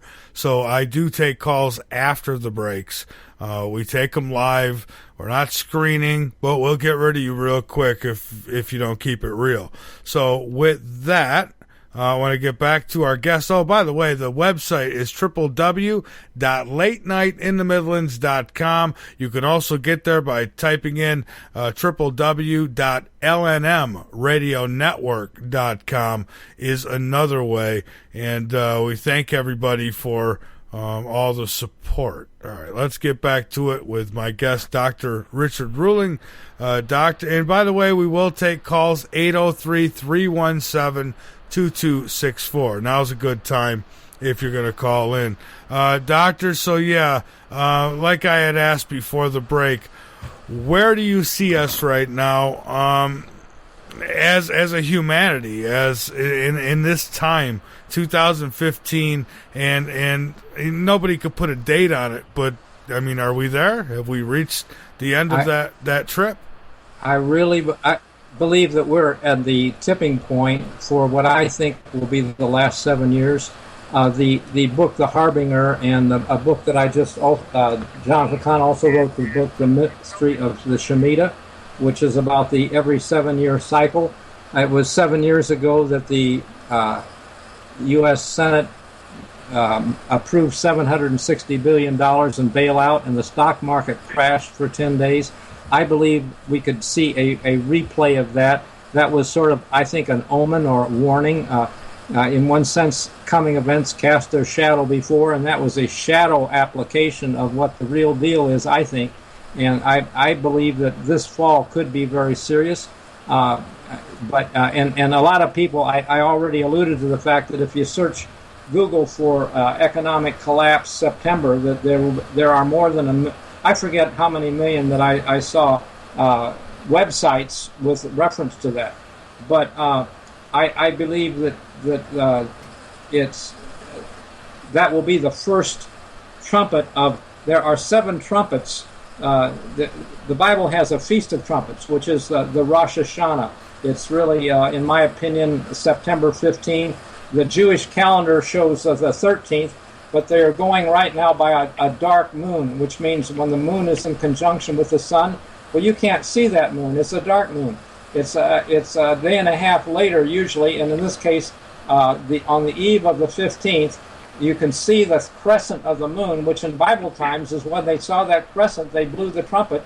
It says in Psalm 81 verse 3, blow the trumpet in the new moon. Well, the Feast of Trumpets was done in the fall, and it was the most solemn month of the year. They had their Yom Kippur, or Day of Atonement, and then they had their Feast of Tabernacles. And the Pope is coming for those times. He's going to talk in Washington and then to the UN. I believe big things are in the offing, and historically, it's not a good sign for the economy when the Pope comes. In 1987, when Pope John Paul came to this country and he landed in Miami and went to Texas and California and flew to Detroit, the stock market crashed over 500 points in the following month. And then when Benedict came in 2008, he came in May, but the stock market crashed in the fall very seriously, as we know. And I just think another pope coming and another problem probably. It fits in with these 7-year cycles. I see. And we have a call, Doctor. We've got 678 area code. Is that a real area code, 678? Welcome aboard. Hey, Michael Vera, and hello, Dr. Ruhling. This is Carol Joyce. Well, hello, Carol. Welcome aboard. I began to wonder. I said 678. That sounds familiar, doesn't it? Yeah. Well, I said you liked frequent flyers, so here I am. I wanted to say, Dr. Ruhling, this is amazing. I'm really enjoying hearing your voice, and I hear so much truth in it. And I wanted to tell you this way that I have dealt with the medical community as a civilian, and ask you your opinion on it as far as assuming that we have the time left to deal with the niceties of establishing a relationship with one's physician in a legal sense, and going independent and off the medical grid, if that would be okay. I don't know how you could do that very well. I don't, because most doctors they admit to a hospital and they're monitored by their colleagues, and what they do is considered within or without the usual things. And I would just say, if you can find a naturopath to treat you, that might be, and some. There are good chiropractors and bad. There are good naturopaths, and there are others that don't know what they're doing as well. And the same is true of medical care. But I would just say, go ahead. The point that I'm trying to make is 13 years ago, I knew that I was going into a period in my life when I would not be able to pay for medical insurance. And at the same time, I'm 60 years old, and my doctor was putting all kinds of pressure on me to have all kinds of, all those tests that they run when you hit a certain age. And he wanted to do a colonoscopy. He was really pressuring me to do a bone scan. He was really pressuring me to do mammograms every year and pap smears when I had a complete hysterectomy at 30. And so I knew that, and I wanted the estrogen because I'm a vain female. Okay, I admit it. But so I had to maintain a relationship with my physician that I had been with since '98, and I was with him when he started his practice, so he knew me very well, and I wanted to maintain the relationship with him. But I wanted to take the legal pressure off of him so that he would quit pressuring me to have the test. So what I did was I wrote up a document, I printed up a document that said, my name, knowing full well that my doctor is advising me to have the following exams, release my physician from any legal responsibility for my not having these exams. And I signed it, and I handed it to him on a visit, and he goes, "Oh, okay," and he puts it in my file. And then I just go see him like twice a year to fulfill the requirements that he has for giving me the estrogen. And I have been treating myself with herbs ever since. And I'm 60. I do not have high blood pressure. I do not have high cholesterol. I do not have diabetes. And I am enjoying life. And I do have other techniques that I use, but what do you think about that strategy for people that trust themselves enough to be their own doctor? I think that's good. I'm glad it's working for you. Not every doctor will do that, and some would not pressure you even as he did. In other words, a lot of it is recommended, but I didn't feel troubled when people didn't want to do what I prescribed. That's up to them. My real prescriptions are to eat better, get exercise, etc., and so they can take less medicine. That's my real prescription. But the medical system is not set up that way. Well, he really seems to like it, and we get along real fine. We have an understanding, me and my doctor do. And I know I have a situation with hyperthyroid because I went to any lab test, which I don't know if people know about or not. But you can go to these places called any lab test, and you can get profiles run, and you can get tests run, and you can do the research and find out if you've got a symptom. You can go and you can get your blood tested, and you can see for yourself. You can do your own research, and you can flourish doing it. And I take a lot of supplements and herbs. It's very complex. I'm sorry, I doctor myself. So I have this hyperthyroid. I'm treating it with ashwagandha, which is an Ayurvedic medicine, and it's taking care of the problem. The medical world's answer, my understanding is to have surgery and cut my thyroid out, which I find repugnant. Yeah, I'm glad for you. You've got a good orientation, and God bless you. Keep it up. Yeah. Okay. Thanks a lot. I hope this helps anybody else that wants to, be their own doctor. Okay. All right. Thank you for the call, Carol. Her phrase is excellent. Be your own doctor. We should all do that. We should take responsibility for ourselves. The average person trusts their soul to the minister and their pocketbook to their investment broker and their body to the doctor. When a little intelligence could go a long way in each of these areas. And bottom line, people who trust everything out are going to ultimately wish they hadn't, I think. Well, I'll tell you this. One thing I do appreciate is emergency medical. I mean, that's true. That's awesome, and I thankfully for it because it saved my life. But it's after that you then have to take charge of your own health, and if you don't, somebody else will. And usually when they do it, it's because of profit. When there's profit involved, your well-being really doesn't come into play. That's too often true. Yeah, so getting back to where we are, so a lot of people feel that we are in the biblical end times, and I won't argue all that. I never argue it, and I say, it could be, that could be true, because there's no doubt looking around at everything that's going on, something's given. I mean, things can't just stay this way. I mean, could they, or are we just getting old? Let me give you a word picture that to me is very comforting and helpful to understand. And I earlier mentioned Christ's signs of the end of the world in Matthew 24, but part of in the first half of Matthew 24, he gave signs that fit almost every generation. When you say wars, famines, pestilences, earthquakes, every generation has seen that kind of a problem around the world somewhere. But after his picture in the middle of Matthew 24, when he comes with power and glory, he seems to change the subject, and he then gives 7 little short parables, which I think fit the onset of the end times. With when we're going to really start the last 7 years, he says, learn a parable of a fig tree.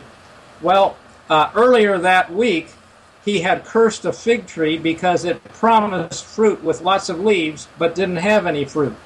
And I think America is, and Christianity today in America, Western Christianity, is a lot of talk and a lot of leaves, but not much fruit. And we really, with what's happening in this country, I'm saying we're in for judgment. We don't have the fruit. We can turn brown very quickly, like that fig tree that he cursed, because the next day when he and the disciples walked past, he said, "Look at that tree that you cursed. It's already withered up."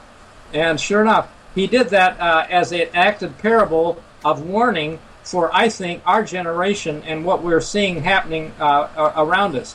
And then the next little parable was as it was in the days of Noah. They were eating, drinking, marrying, giving in marriage, but they didn't know until the flood came. And I believe we're on now. I'm not saying we're going to see a flood, but we're in for big events soon that are going to, bigger than 9/11 even, in my opinion. And it will catch people by surprise because they just think they follow the mainstream media and everything is okay and it's being monitored and blah blah blah. Nothing is in control right now. And if you think so, look at Greece, or China with the stock market down, etc. And Puerto Rico too. Yeah. So lots of trouble coming. It's just waiting for the opportunity. But the little parables that Christ gave are to ready us. And in my opinion, God is not taken by surprise in all this. He knows the end from the beginning, which is what he says in Isaiah 46:10. He declares the end from the beginning. And in the beginning, he gave a big picture for our time, I think. And now this will sound... I think the average American and Christian has misunderstood the wedding parables. The wedding parables, they think, is about a rapture, and they're going to just get snatched to heaven. Well, the 7 churches in the book of Revelation, we're the last one, the church of Laodicea. It's a lukewarm church, and he says you're rich, and you think you're rich and increase with goods, but really you're wretched, miserable, poor, blind, and naked. Well, why would he want to rapture a group like that to heaven? I think rather America is like Egypt, and he's going to take us to a covenant relationship as he did Israel and prove, and they were in the wilderness, it was to prove what was in their hearts. And it wasn't long till they were worshiping a golden calf and had broken the commandments, and he was saying, I'm married to you, don't do that. Well, if he was married to them by covenant, we can marry him by covenant. And so when you read in Matthew 25, verse 6, the bridegroom comes, if we're ready, we're going to be seeking a covenant relationship with him, and he will protect his bride through the trouble. It's not a snatch to heaven. That's my opinion. He'll be with us and spare us. Even the 3 Hebrews, Shadrach, Meshach, and Abednego, said God can spare us if he wants, but if not, it doesn't matter. We're not going to worship the golden image, and we're coming to a time when this country is going to make a new world order, an image to the old world order. I'm speaking now as a Protestant. This country was founded by people that fled the old world order to establish a freedom here. And yet the Bible prophecy is that we are making an image or something that looks like the old world order, which is new UN. The UN is going to have a limitation of freedoms, and it will end up with some kind of false worship, which we'll be compelled, according to Revelation 13. And if you'll have to be marked, you'll have a number to get along with the system. Right now it's hard to get along without plastic, but it's going to get worse than that before the end. And I just say I'm looking forward to a different venue and how to not be part of that system. And I believe that there are options that will be available to us. And but I believe that it's the Pope is coming here. He's going to talk to Congress, and I believe that he represents a system that's got lots of problems. You're right. For most people that if you're not Catholic, you can see that he can say it's okay to do this and it's okay to do that because they believe he's got the power with God. But I believe that we got to go by the Bible, and I just see a difference coming, and all I can say is everybody is going to need to look at what they believe from the Bible and decide for themselves. Right. I was going to say, and I can tell you this, he has no partnership with God, that's for sure, because if he did, he wouldn't be sitting on gold, he'd be using it to feed people. But we've got another call. We've got 602 area code. Welcome aboard. Thank you, Michael, Richard. Great show. A couple of things here I just wanted to throw out to you, Richard. What do you think about the idea that maybe these New World Order, shadow government people are using the Bible as a playbook in it of itself to basically maybe make people believe, because they have the power to do so with with the incredible amount of money that they spent to do all the things that they have worldwide, including geoengineering, so on and so forth, that they're using the Bible as a playbook to make people think that the rapture is coming about. And secondly, well, go ahead and answer that one first, and then I'll get to my second one. Okay, good. It's just within the past week that I saw a graphic online of a hologram on the cloud that looked like a man riding a horse. And they have the technology now to with NASA Bluebeam to shoot something on the sky and simulate the second coming. And I believe that we will see the Pope move to Jerusalem. The last verse of Daniel 11, verse 45, says he will plant the tabernacle of his palace between the seas in the glorious holy mountain. That's about the king of the north, but which is in the Bible times it was Babylon, but in Revelation 17:5, Babylon is defined as, if you read that chapter, it's about a woman riding a beast, the New World Order beast, and she's sitting on 7 hills, which is Rome, and she's dressed in the color of scarlet, which is the color of cardinals, and she's decked in gold, and Michael mentioned all the gold they have. Yeah, a wealthy church, and it's a mother of harlots, in other words, a mother church, etc. So I believe we will see the Pope moving to Jerusalem, and with this ability of technology, they can simulate the second coming with shooting this thing on the sky and make it look like Christ has come, and the Pope is going to introduce Jesus to the world, which I believe it will be 2 Thessalonians 2, sitting in the temple, showing himself like God, and working miracles. And Satan will have the power to do the miracles as well. But the issue, in my opinion, and this may seem really wild, but the biggest clue to identity is name, okay? And Christ said in John 5:43, John 5, verse 43, I am come in my Father's name, you receive me not. If another come in his own name, him you will receive. I think he was speaking prophetically of when Satan would personate Christ as Antichrist. And when he does, he cannot take Christ's real name. And if you were to go to Italy, you would pronounce the Savior's name as Jesus. Jesus. And in South America, it is Jesus. Jesus. We say Jesus. But there was no J in Hebrew or in Greek. And Zeus is not the name of the Father.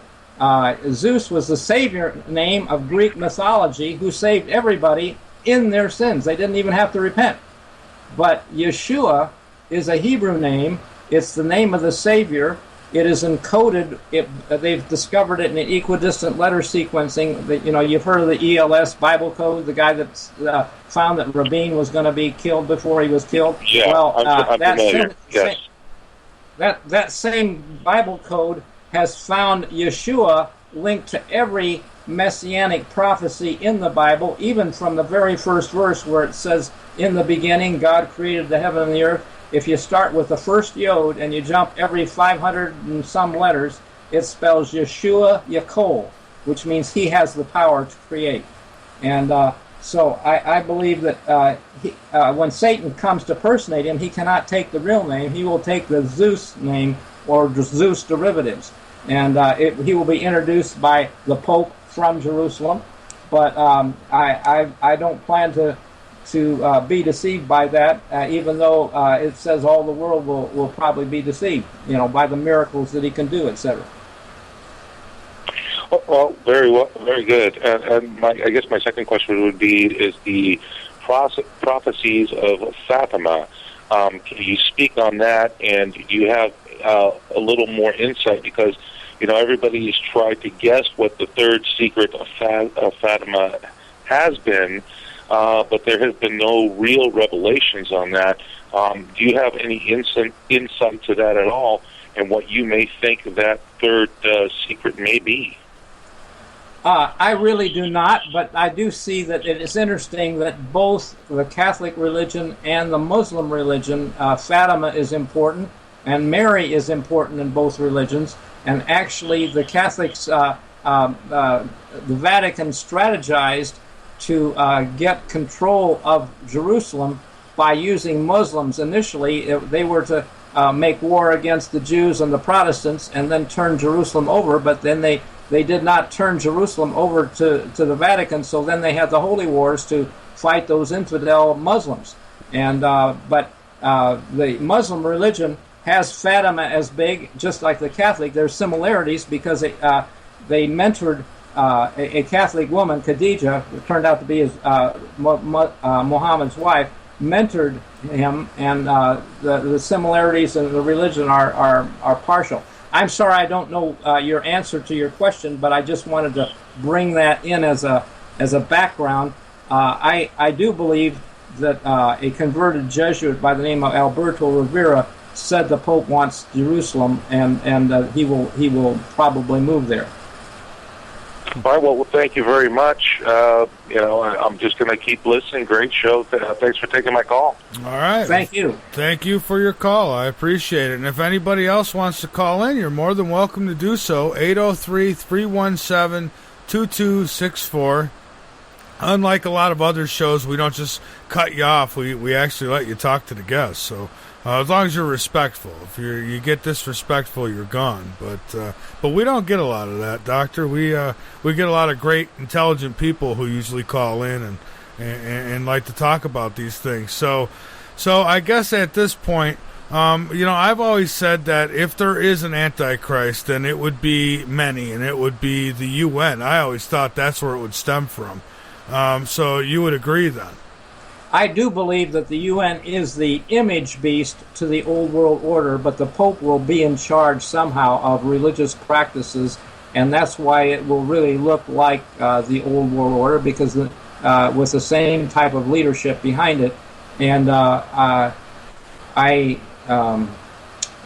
believe that even before the Pope does that, we will have a more obvious Antichrist in Islam. And they are really against Christians and against Christianity. And if they get their Imam Mahdi to come, the 12th Imam, that will be a dead ringer. And it will look like when he is eliminated, then Christ can come. And it will be then the second deception with the Satan himself who's personating Christ. Well, Islam is flourishing the way it is only because fashions in our government are assisting them, and not just the U.S. but others too, who are I've got a clip where Obama supposedly slips up, talks about training ISIS. Oh, that was a slip up. No, it wasn't. That was his real brain, his real thought coming out, and he's like, it slipped because But yeah, so they're behind this. I mean, if we wanted to really put a stop to this, I mean, one way to do it would be, well, how about closing our border? Because we're so worried that we have children and grandma getting felt up at the airport by perverts who become, I'm not saying everyone at TSA is a pervert. I don't know them all personally. But a lot of perverts go for them jobs because they love to pick who they want to feel up. They've been busted doing it, so I'm not making it up. Yet, this is for security, but yet, at the same time, our borders are wide open and anybody and their uncle could come through. Yeah, it's a dreadful situation, and to me, Obama has done everything right to take this country down. If you are on YouTube and you type in Obama Muslim, he admits it on some of those YouTube things. I don't understand how he got exactly where he is without getting detected. But we're there for the duration right now, it seems. Well, it seems we're everywhere, and we're spread thin, and that's what makes me believe there's a reason for that, because we often ask the question, would U.S. troops fire on their own people? And I think that they're not going to have to. I think that you're going to see blue helmets in here, and maybe even some red ones at that. Yeah, could be. Yeah. So, all right. So we've got one more break coming up here, Doctor, and then you and I will come back and finish up. And we do have a question. We've got a few minutes if you want to answer it. One of the listeners asks about whether you've read Malachi Martin. I had his book, The Keys of This Blood, in which he says that there's a three-way struggle for world supremacy between the U.S., the Soviet Union, and the Vatican. And of course, it was in that context that Reagan colluded with the Pope John Paul to take down the through Poland, etc. And so then it's just between us and the Vatican as far as what's going to be supreme. But it looks like they are winning currently. They have 6 of the 9 Supreme Court justices are Catholic. I think the majority of Congress is little c Catholic. In other words, not Roman Catholic, but universal, go along to get along, and favor the democracy vote, majority, and so on, and so that really America it's got its borders open to the south and those people. I have a friend who was in Montana and interviewed a couple who just moved there from Mexico, and he said, "Why did you move here?" He said, "They said, well, the priest told us to." Well, the priest can tell them who to vote for, and also, we what they say in their confessionals, we don't know what goes on or what's said, but Protestant churches, you can't say anything, or you're going to lose your 501c3 tax deductible status. But the Catholics, and they have the secret organizations, the Knights of Columbus, and all the different things that are pulled behind the scenes, so that we're it's over the hill for us, I think. I couldn't argue with that, Doctor. Well, let's take this break, and then we'll come back, and you and I will finish up tonight. So I'm going to throw you back on hold here for about, good 4 or 5 minutes. So hang on with us. And, folks, that's Dr. Richard Ruhling. And, boy, what a difference when you pause that, huh? So we're going to come back. We're going to talk a little more, and we'll take calls. The doctor's going to be with us for probably another 15 minutes, and then it's going to be me and you. So if you want to call in then, we'll take your calls then as well. Maybe you've got something you want to share, and now would be your time. After the break, let us get moving here, finish up, and we'll take calls when we come back from the break. This is Late Night in the Midlands. I'm Michael Vera, and we'll be right back.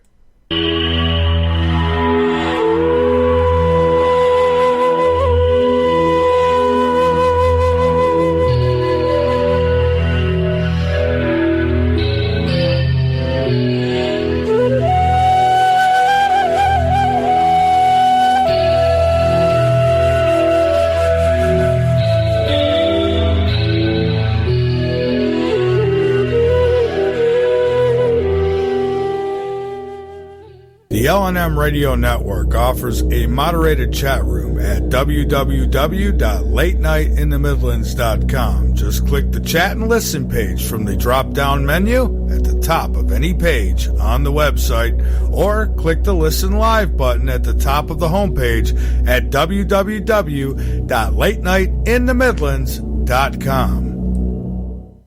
We've been around a while now, and we have seen and heard many things. We have had thousands of great guests who have provided the best information, and I say that in confidence. A whole lot has changed in media and information since growing up and listening to the best. Well, we're going to get in lots of trouble tonight, I suppose. It has made me want to be the best.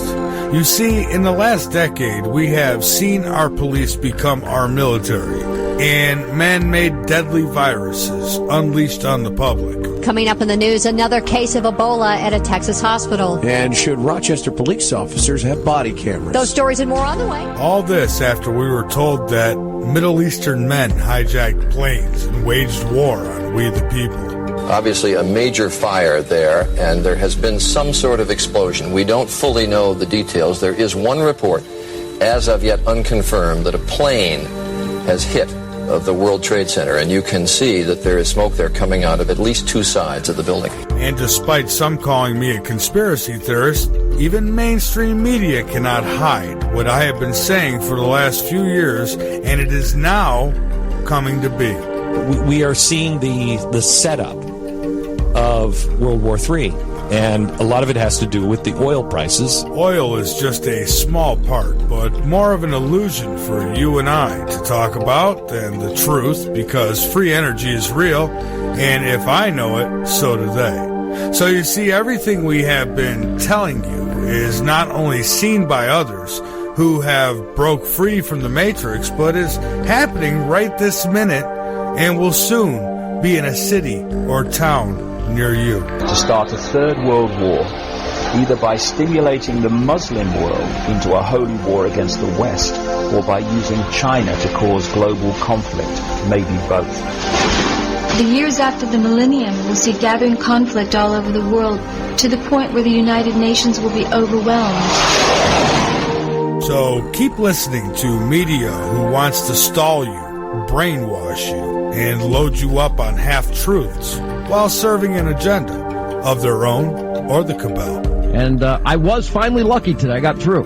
And so Welcome to the Health Insurance Marketplace. We're through. Okay. Hello? Para continuar en español, marque el 2 ahora. Yeah. Okay. Hello? Hello? Let's get started. Yeah, let's get started. Okay. Hi. My name's Sean. What's yours? Hello? Hi. What was that? Start holding your media outlets accountable. You know that I bashed Bush the entire time. I wasn't even allowed on Coast to Coast there for a while because I was told not to talk about Bush. Start holding their feet to the fire. Do not allow them to lie to you for website hits or views to their videos. Rupert Murdoch are the same person. They're not. Or that George Soros is secretly trying to take over the world. Hardly. He's spending every cent he has to stop it. George Soros may be the only billionaire that we know of that's making an effort to make this a better world. The man hasn't done anything wrong. About 30% of what's on veterans today is patently false. About 40% of what I write is at least purposely partially false, because if I didn't write false information, I wouldn't be alive. Folks, L&M is setting the example by bringing you the truth, no matter who or what it leads to. We do not pretend to have all the answers, nor do we feed you wild stories to pick your pockets. I love listening to John Muell. I don't know where he is. He faded away. Yeah, he's gone. They took him. He jumped into a mothership, and he's gone. That's what he said. He used to say that. He used to say, I'm in the mothership. Well, I am a robot. Because for Late Night in the Midlands, this is not entertainment. This is life or death. Late Night in the Midlands, we cover everything, bringing the truth back to talk radio. For 15 years, I've been obsessed to find out what was going on inside of him. It's been my life work. And my ultimate failure. This force, this thing that lived inside of him, came from a source too violent, too deadly for you to imagine. It grew inside him, contaminating his soul. It was pure evil. It's the middle of the night, and there's nothing much to do. Bring your insomniac self over to Late Night in the Midlands and learn something.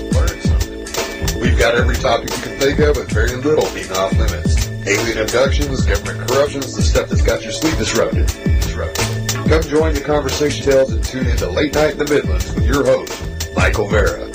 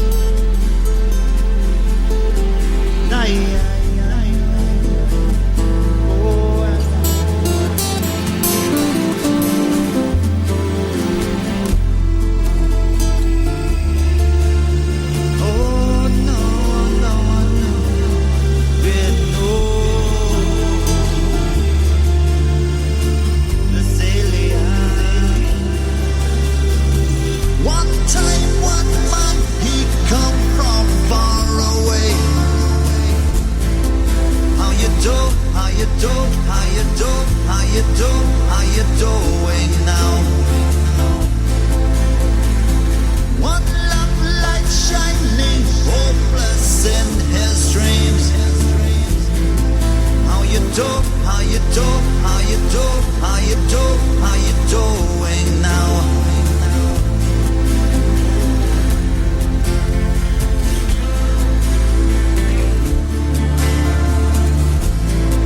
How you do, how you do, how you do, how you do, fighting like a lion. This place, my place, your place has no barriers. How you do, how you do. All right, we are back. This is Late Night in the Midlands. I'm Michael Vera, and this place really doesn't have any barriers. We are not locked down. We are not censored. We do not do politically correct, and we're not afraid to hurt somebody's feelings here. And we don't believe that everybody's a winner so that there's no losers. It's just, we're not going to do that kind of radio because they've done that. They've been doing it on Fox and CNN, and of course they've been doing it with CBS Radio and Premiere and all these other ones. They've already done that experiment. What we're doing is something they haven't tried yet, at least not for a very long time. We're actually doing the truth here. And sometimes the truth hurts. Now, we do talk to guests who just give us basically their research, what they think about something, or maybe what their research has spelled out for them. Doesn't always mean it's 100% true, but it's how they see things. Now, that's called expanding the mind, looking at other theories, being open to all suggestion. That's what we're kind of doing tonight. So we're going to get back to doing that. You could go over to latenightinthemidlands.com. You could become a member, subscribe. You help keep us on the air. You keep the thieves out, and you get access to our archives, and so much more. And folks, I'll tell you, we've been working overtime, myself and a team of us. There's a lot of thieves out there, and I can't believe someone told me, so what if they're stealing your stuff and making money off it? What do you care? It's not about the money. Oh, I see. So then I could come into his house. It don't matter, right? I could just take your TV. Do you mind if I upgrade my television? I come to your house and go get your TV. What do you care, right? It's not about the money. Just go buy yourself another one. All right, so, all right, let's give, and that's just somebody who's angry because, well, now there's a subscription. What are you going to do? For 8 years, I've given it completely away free. I still, the live show is free. And it's replayed free. We also have a show that runs on the Dark Matter Radio Network, so it's run there. So there's plenty of opportunities to hear us if you don't have the money. And of course, if you've been a regular follower, I would have talked to you. You'd be in the chat, things like that. And I've given away quite a few subscriptions, folks. So it's not about the money. It never has been, and it never will be. But I deserve to make a dime off my material before anybody else does, don't I? Well, or am I just going to be one of those China slaves and you could just sell my show in Walmart like all the other China stuff? All right, we better get back to this or I'm going to keep going here. All right, Dr. Richard Ruhling, we are back. I want to take a moment here just to thank you so much for being a guest tonight, for sharing your ideas, for sharing your medical wisdom with us as well. And what I want to do is I want to give you the floor to get out anything that you'd like and, take as much time as you need. Wherever you want to go, anything you want to get out there, plug, what have you, go right ahead. Well, thank you very much, Michael. I appreciate that. I earlier alluded to a website that has an excellent DVD that I think anybody struggling with diet and how to eat better would benefit. And when you talk about a $10 cost, that's not huge. People spend that on a pizza, and this would be something better than a pizza. My website is Richard Ruhling, spelled R-I-C-H-A-R-D, last name R-U-H, with an H in it, L-I-N-G, R-U-H-L-I-N-G.com. And take a look. You can play 5 minutes of it. So you can see Dr. Esselstyn who is Bill Clinton's cardiologist. Bill Clinton could no longer have stents put in, and he got serious about his diet then, and Esselstyn helped him significantly. You can see what that's about, and a lot of testimonials, too, about the diet there. And so that's an excellent approach from that standpoint on health. I also have another website called The Bridegroom Comes. It's really a biblical message. In Matthew 25, verse 6, at midnight there was a cry, "The bridegroom comes." And that's my website, thebridegroomcomes.com. And I have information that ranges from martial law and this and that. There's a link. If you believe in the rapture, take a click on that link, and you can see reasons why it might not be a rapture, etc. And if it might not be, and you're thinking rapture, there's some other information you might like to consider. So, and I do have an ebook on that. By the way, this new ebook. Let me, since you gave me open end on this, sure. I mentioned earlier a Bible code book based on equidistant letter sequences, and this could only be used with a computer. But they can count they discovered that Rabin was going to be assassinated and so on. But really, a lot of other interesting stuff based on the ability to use a computer and software. But I'm going to share with you, in fact, the title of my book is The Alpha and Omega Bible Code. It's based on Christ's own statement in Revelation, chapter 1, verse 11. It's 1:1:1, chapter 1, verse 11. Christ says, "I am Alpha and Omega, the first and the last." But we also know that Christ in John 1:1 said he's the Word. So if the Word is the same first and last, in other words, he's constant, I was taught many years ago that the first place that a word or phrase is found in the Bible, it often has an end-time context or meaning because he is first and last.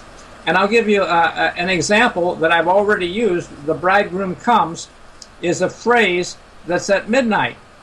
Well, if you were to ask yourself where in the Bible is a midnight cry, it comes out of Egypt.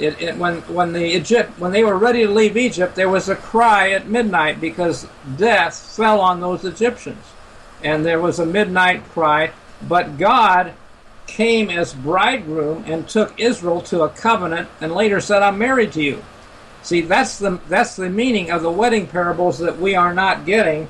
Is that really God wants a special relationship in which we are fully committed, life and death, and if we do make that commitment, I believe He will protect us through the end time. But it's not just something we can do on our own. It's something that happens collectively at the time of a midnight cry, which is a time of a calamity, as fell on Egypt. America has a dozen parallels to Egypt. In other words, they killed their infants, we kill the unborn. Egypt was the greatest country then, we're the greatest country now. Egypt was a breadbasket. People came there for food, we're a breadbasket. We feed others, etc. But bottom line, we have a lot of idols like Egypt does, and God dealt with those idols by afflicting the Nile River, afflicting cattle with disease. Frogs were everywhere, those plagues. And for us, money is our God, and we're going to see the economy go, and our country is going to be like Egypt in a sense, in which God is going to seek a covenant relationship with us. And so my Bible code book, I think, would be of interest it's called Alpha and Omega, which is the first and last letters of the Greek alphabet, because Christ said he was that. But by the way, it has had mostly 5-star reviews on Amazon.com.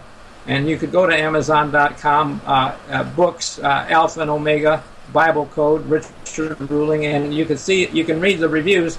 But if you go to my website, you can save $1, and I also throw in an encyclopedia of natural remedies, a link to them from my website. So save $1, get a link to a natural remedies encyclopedia in case you want to look something up, etc.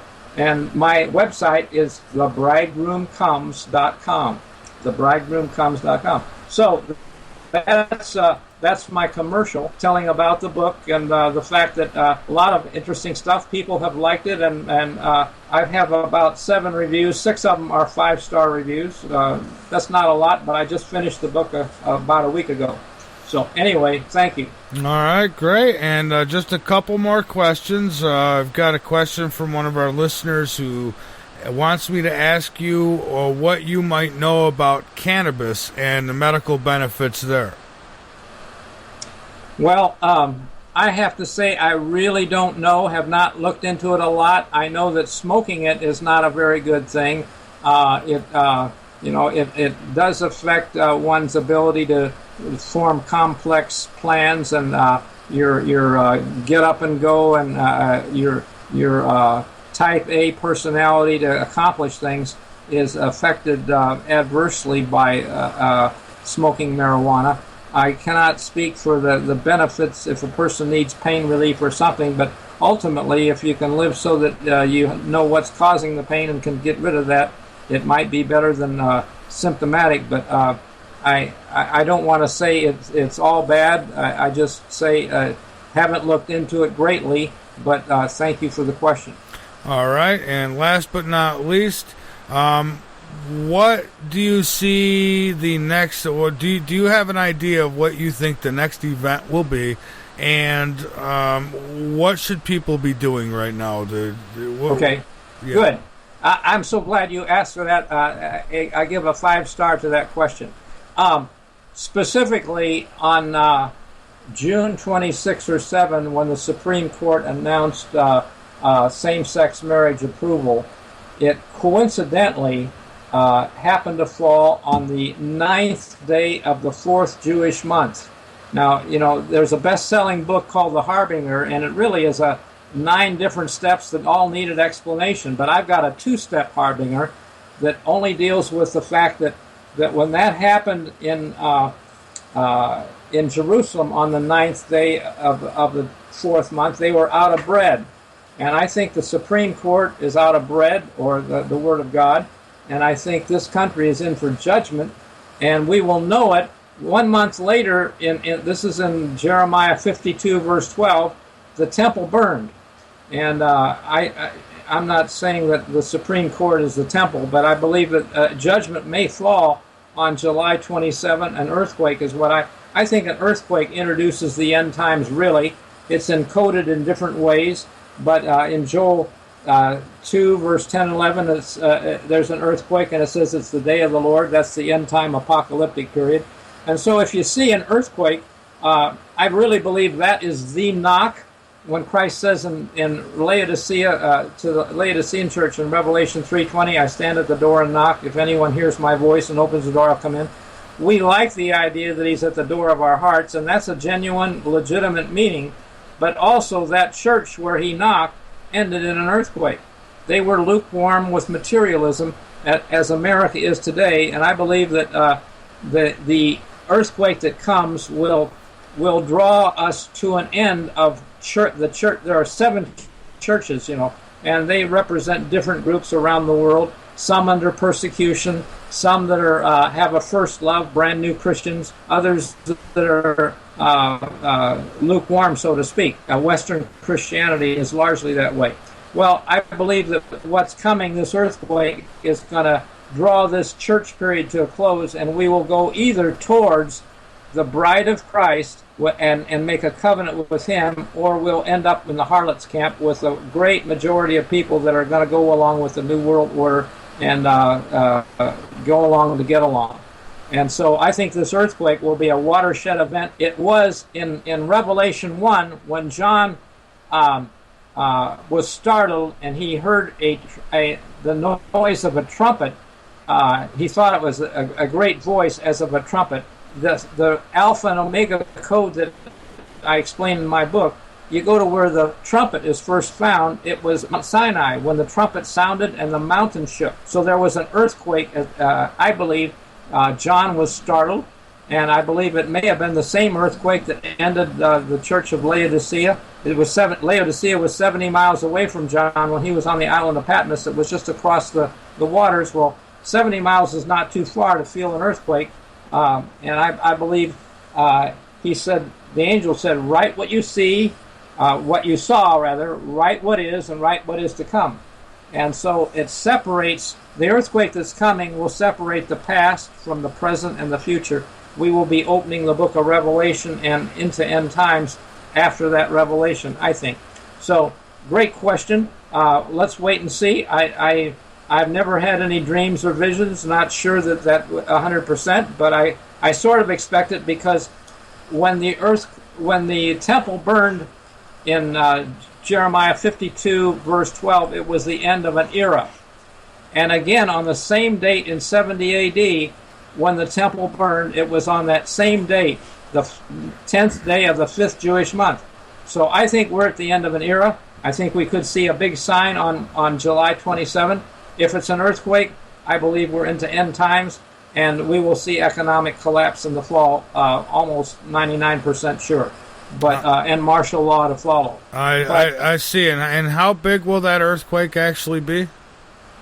Well, if it's not an 8 on the Richter, I don't think it qualifies. I think it would have to be that big or bigger. But to be honest with you, let me just, I'll really spill the beans now. Okay. The medical school that I attended and where I ended up teaching, Ellen White was a prophetess who helped found that medical school, and she did not want pharmacology taught there. She helped to, she said, this is the property, and on one of the payments, they didn't have any money. They came down to the wire on the last day. The postman came up the steps and laid one letter on the table. It was from Ellen White with a check for the needed amount for the whole payment. And at that time, but when she was retiring, the AMA was just coming into power, and the leaders of the school wanted accreditation, and they sent a committee up on to her to St. Helena, which is northern California, north of San Francisco, and they said, we want to teach pharmacology and get accredited. She said no. And they went back down, and a few months later they came up again, and again she said no. Well, would you believe they went up a third time on the train, and she wouldn't even see them. And on the way back they said, well, she didn't say no. So basically they hijacked the medical school, and pharmacology was not intended to be taught at Loma Linda, in my opinion. It's a leading cause of death today. I believe that Adventists would have had naturopathic approaches, treatments, be far in advance than where we are today if we had followed her clues and had not taught pharmacology. But that's just, and so I think that the earthquake will hit Loma Linda. In my opinion, they're sitting on the end of the San Andreas. If it does, the bridegroom comes, and go to my website. All right. Well, Doctor, I thank you so much for being with us. I always enjoy speaking with you, and I look forward to more shows with you in the future. Thank you so much. Well, God bless you, Michael, and if the earthquake quakes, we'll talk again soon. All right. I hope we will. Thank you. All right. Take care. All right. You too. All right, Dr. Richard Ruhling, and I hope we'll get to talk. If the earthquake comes, who knows? We may be, one of us or both of us may be affected by it. So I would imagine it would have to be a really big one. If you're God and you want to get a message across, and you've got a population who's aware that earthlings, people here, have stepped on the ability to be able to cause earthquakes, and even if you're one who believes, that they can, but you're not sure, blah, blah, blah, well, still, right, to separate God from those who are playing the part of God, I guess it would have to be a really big earthquake, and I think it would be felt probably across the globe, right? I would guess.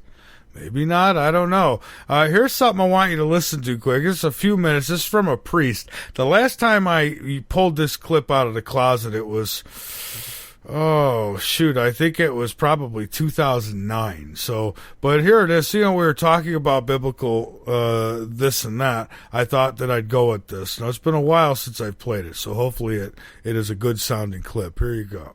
This is a priest who says hell is not real. I don't think hell exists. I happen to believe in life after death, but I don't think it's got a thing to do with reward and punishment. Religion is always in the control business.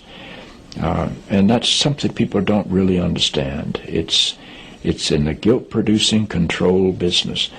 And if you have heaven as a place where you're rewarded for your goodness and hell as a place where you're punished for your evil, then you sort of have control of the population.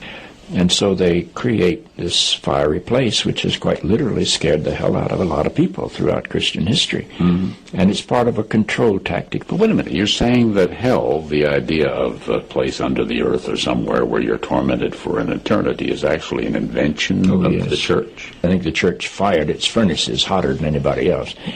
But I think there's a sense in most religious life of reward and punishment in some form. The church doesn't like for people to grow up, because you can't control grown-ups. That's why we talk about being born again. When you're born again, you're still a child. The people don't need to be born again. They need to grow up. They need to accept their responsibility for themselves and the world. What do you make of the theology, which is quite prominent these days in America, which is that there is one guaranteed way not to go to hell, and that is to accept Jesus as your personal Savior? Yeah, I grew up in that tradition. Every church I know claims that we are the true church, and they have some ultimate authority. We have the infallible Pope, we have the inerrant Bible.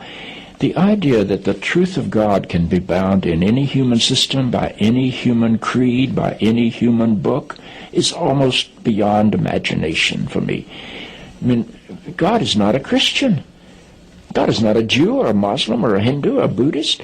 All of those are human systems which human beings have created to try to help us walk into the mystery of God. I honor my tradition. I walk through my tradition. But I don't believe my tradition defines God. I think it only points me to God. You and I are emerging people, not fallen people. Our problem is not that we are born in sin. Our problem is we do not yet know how to achieve being fully human.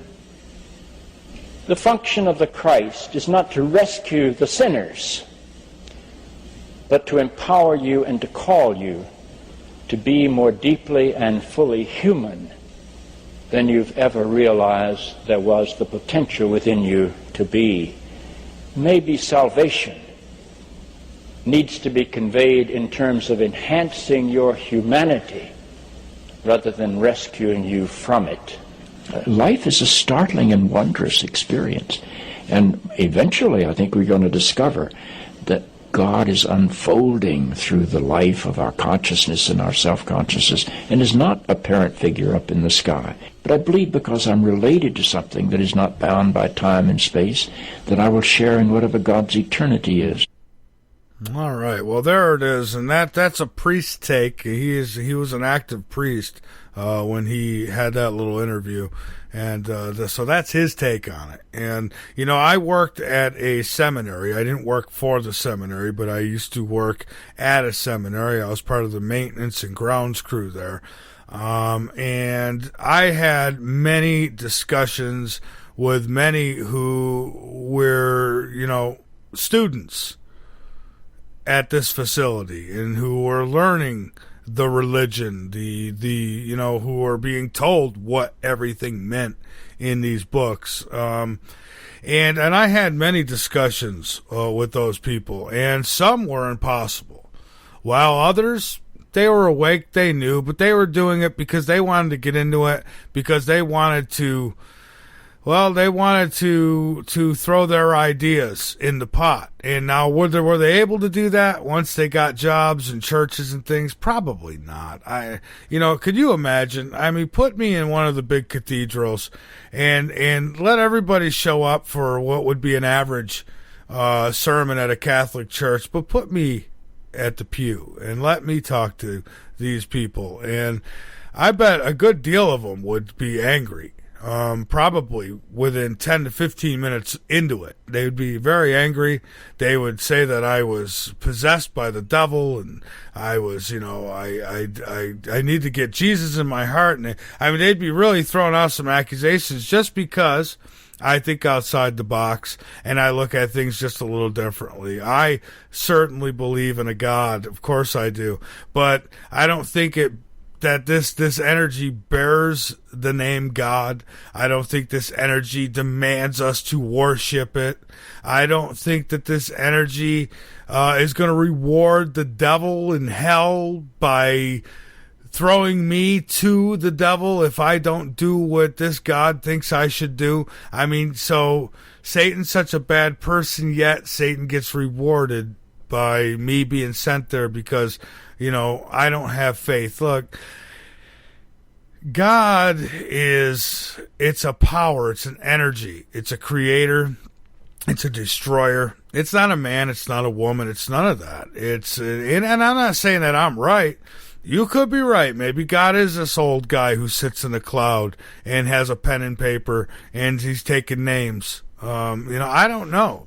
That could be possible, but I don't think so. And I wouldn't think God would be such. I mean, when you've got that kind of power, I mean, gee, it sounds like such a spoiled kid sometimes. Like, you better worship me, or hey, go rub this lamb's blood above your door, or I'm going to get your firstborn and kill him. I mean, that's. I don't know. That just don't sound like a God thing to me. It sounds like maybe a little God or a human thing to me. So anyhow, I'm not here to judge religions. I mean, whatever gets you to that place of peace and happiness, take it. Take it. But don't suppress others because of your beliefs. We've got to stick to what we can prove here. And, one thing's for sure, I think everybody has a right to whatever belief system they want, but it's the ones who push it on others that irritate me. And, we are in a time right now where like we spoke about Jade Helm, and some of these other things that are going on. Jade Helm being one of the biggest concerns. And it's not because, we're conspiracy theorists because, we're concerned. It's because we're aware. We understand what's at stake here. And unfortunately, there's not enough people who do. So I don't know how far we're going to get. And some say, well, if you know, the truth, and I think a lot of us think we know at least some of the truth. Nobody knows everything. I don't care who you are. Well, you could go by your experiences, but just because you've had a certain experience doesn't mean that that's how it's going to be for everybody else. But, there are things that we can compare, notes that we can compare that tell us that, we do have something in common. And that's many of us who have left our body, whether it be an out-of-body experience or a near-death experience, whatever got you out of it. There's many people who have had that same experience. So we know we're more than this body. Now, exactly what's going on when we get wherever it is we're going, when we do leave for good, I don't think anybody could say. What was God's real name? How does anybody know? You weren't there. I mean, unless you could... I mean, you can go by as old scriptures as you want, but do you really know? Do you know what they believed or how they seen the world or any of that? I mean, so there's a lot to take into account. And, and that's like, some people believe that, you should worship Jesus, others say not to. And, I don't get involved in all that. All I know is, I open myself to this God energy. And I'll let this God energy guide me as it has. And you could say, wow, you're a sinner. Well, God don't seem to think so because God didn't take me. I had a heart attack. I'm not dead. I'm still here. So if I was such a bad man, why not, right? Why let me continue? I'll tell you why I'm continuing. I'm continuing because this is my path. I'm on it. And when this path ends, it will end with Late Night in the Midlands. I know that. I know this is what I'm supposed to be doing. And I'm supposed to be doing this because, I got selfish reasons too. I have kids, such as Joshua, who's in the chat now. I've got kids, I've got younger kids too. I've got grandchildren. And I love them. And it's not about, I know that we'll be in a better place when it's all over with.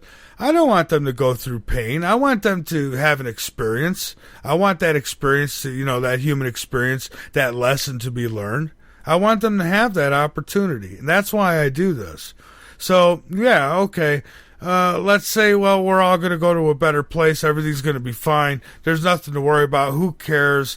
nothing means nothing. Well, here's the thing.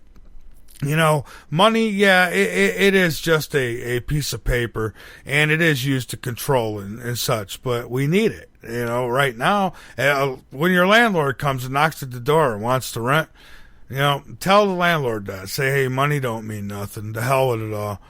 You know, I'm just going to live here I mean, you know, so you need it for some things. So I don't criticize people in the monetary system. It's just that everything has a good use and a bad use, and unfortunately, we're in a time on this planet where everything is being used against us. It's all being turned to be used for evil, and I don't mean that in a biblical sense. I mean that in just a reality type sense. We're in a lot of trouble here, folks, and you know, we've got too many sheep. Way too many. Yeah, we've got too many of those right now at the helm, when we're in a lot of trouble. So, you know what I'm going to do? I'm going to sit back. I'm going to keep doing what I do. I'm going to keep getting loud, keep shouting out, keep sounding the alarm. And things are going to play out. You know, either we'll all organize and come together and we'll change what's happening here, or, you know, I don't know, somebody will have a hell of a story to tell one of these days, maybe. But, you know, I'm not going to stop doing what I'm doing. I'm storing up. I'm looking out for my family. I hope you're looking out for yours. And, you know, I hope that we'll all look out for each other when that time does come, whether it be military, whether it be Planet X, whatever it might be. I hope that we're all here for each other. And it's not, you know, it's not about where you're going. It's about what you've done while you were here, I think, personally. So, everybody pay attention. You know, live your life, though. You know, don't let others tell you how to live. You know, some criticize about, oh, you watch football, but, you know, those same people couldn't do what I do here. 7 days a week I work. I don't get no time off. Very rarely do I get time off. So I deserve an hour or two of my leisure of doing whatever it is I please to do. And marijuana, folks, I have news for you. For those who are in their closet and think that marijuana is such a horrible thing, I have news for you. It does have a lot of medical benefits. It can cure cancers, many cancers it can cure. It can cure many diseases. I've had people who have proved to me they've cured their diabetes with it. I mean, AIDS, there's cures for AIDS. Cannabis, I think, helps with a lot of things. I've never heard of it helping with HIV. Somebody had asked. No, Dr. Colwell tells me there's a peroxide drip that you could do, a hydrogen peroxide drip that you could do that will cure AIDS. And I believe this guy because he's proven to me everything he says. I question him, and then he shows me the proof. He has cured people of cancer. Autumn and I have helped cure people of cancer. I've told you our own story here. Family member, close. We did it. So, I mean, it can be done. And do I need to prove it to you? Prove it to yourself.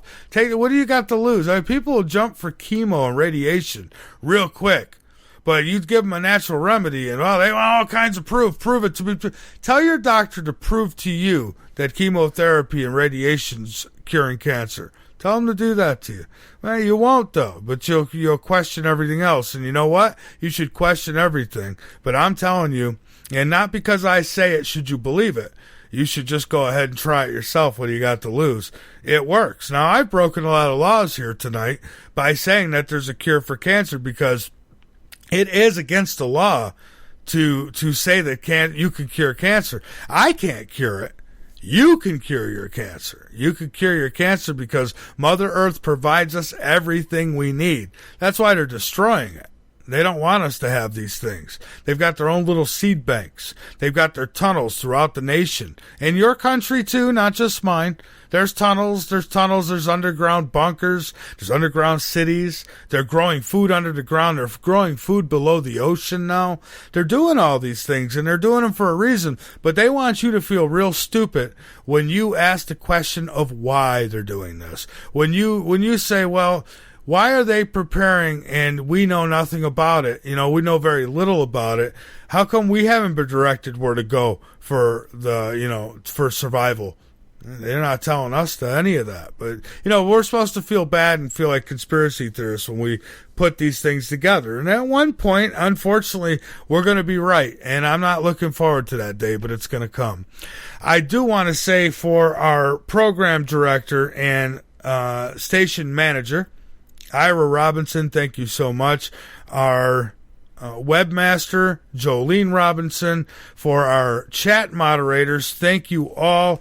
And as I say just about every night now, let our quest, folks, very important, let our quest to explore possibilities be a reminder to think outside the box and question everything we have been told about absolutely everything. And keep your eyes posted to the sky because you never know what you might see. Keep your ears posted to this broadcast because you never know what you might learn. And tomorrow night we've got Steve Bassett.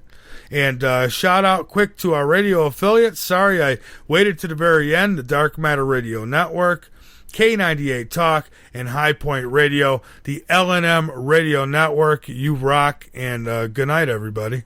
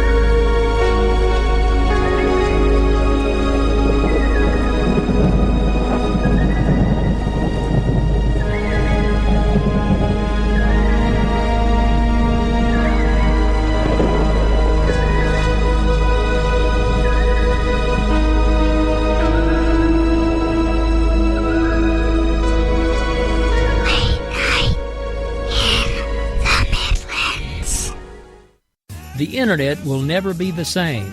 You're listening to K98Talk.com.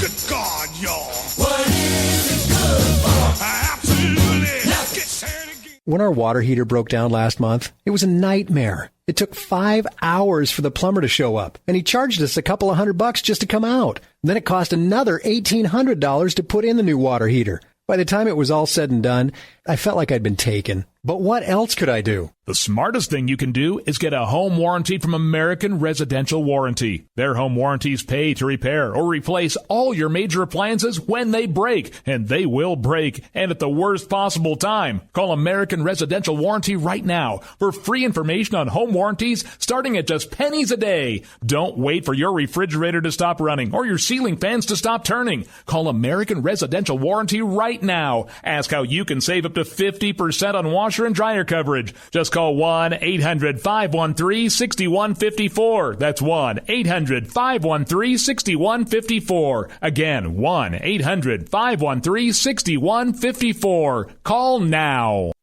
Tired of paying outrageous prices for Viagra? Well, we have great news for you. Now you can finally get Viagra at huge discounts. Healthy Man allows you to save up to $500 on Viagra. Why pay U.S. pharmacy prices of $15 per pill or more when you can get Viagra for less than $3 a pill? Call today and get 40 Viagra pills for only $99. This can cost as much as $600 at your local pharmacy. You can't afford not to call us. If you want Viagra at the lowest prices, never pay $15 $3 a pill pharmacy prices again. Get Viagra for less than $3 a pill. Call 1-800-516-7602 today and save up to $500 and get 40 pills for just $99. Healthy Man is fast, easy, and affordable. Operators are waiting at 1-800-516-7602 to take your call right now. Call 1-800-516-7602. That's 1-800-516-7602. Again, 1-800-516-7602.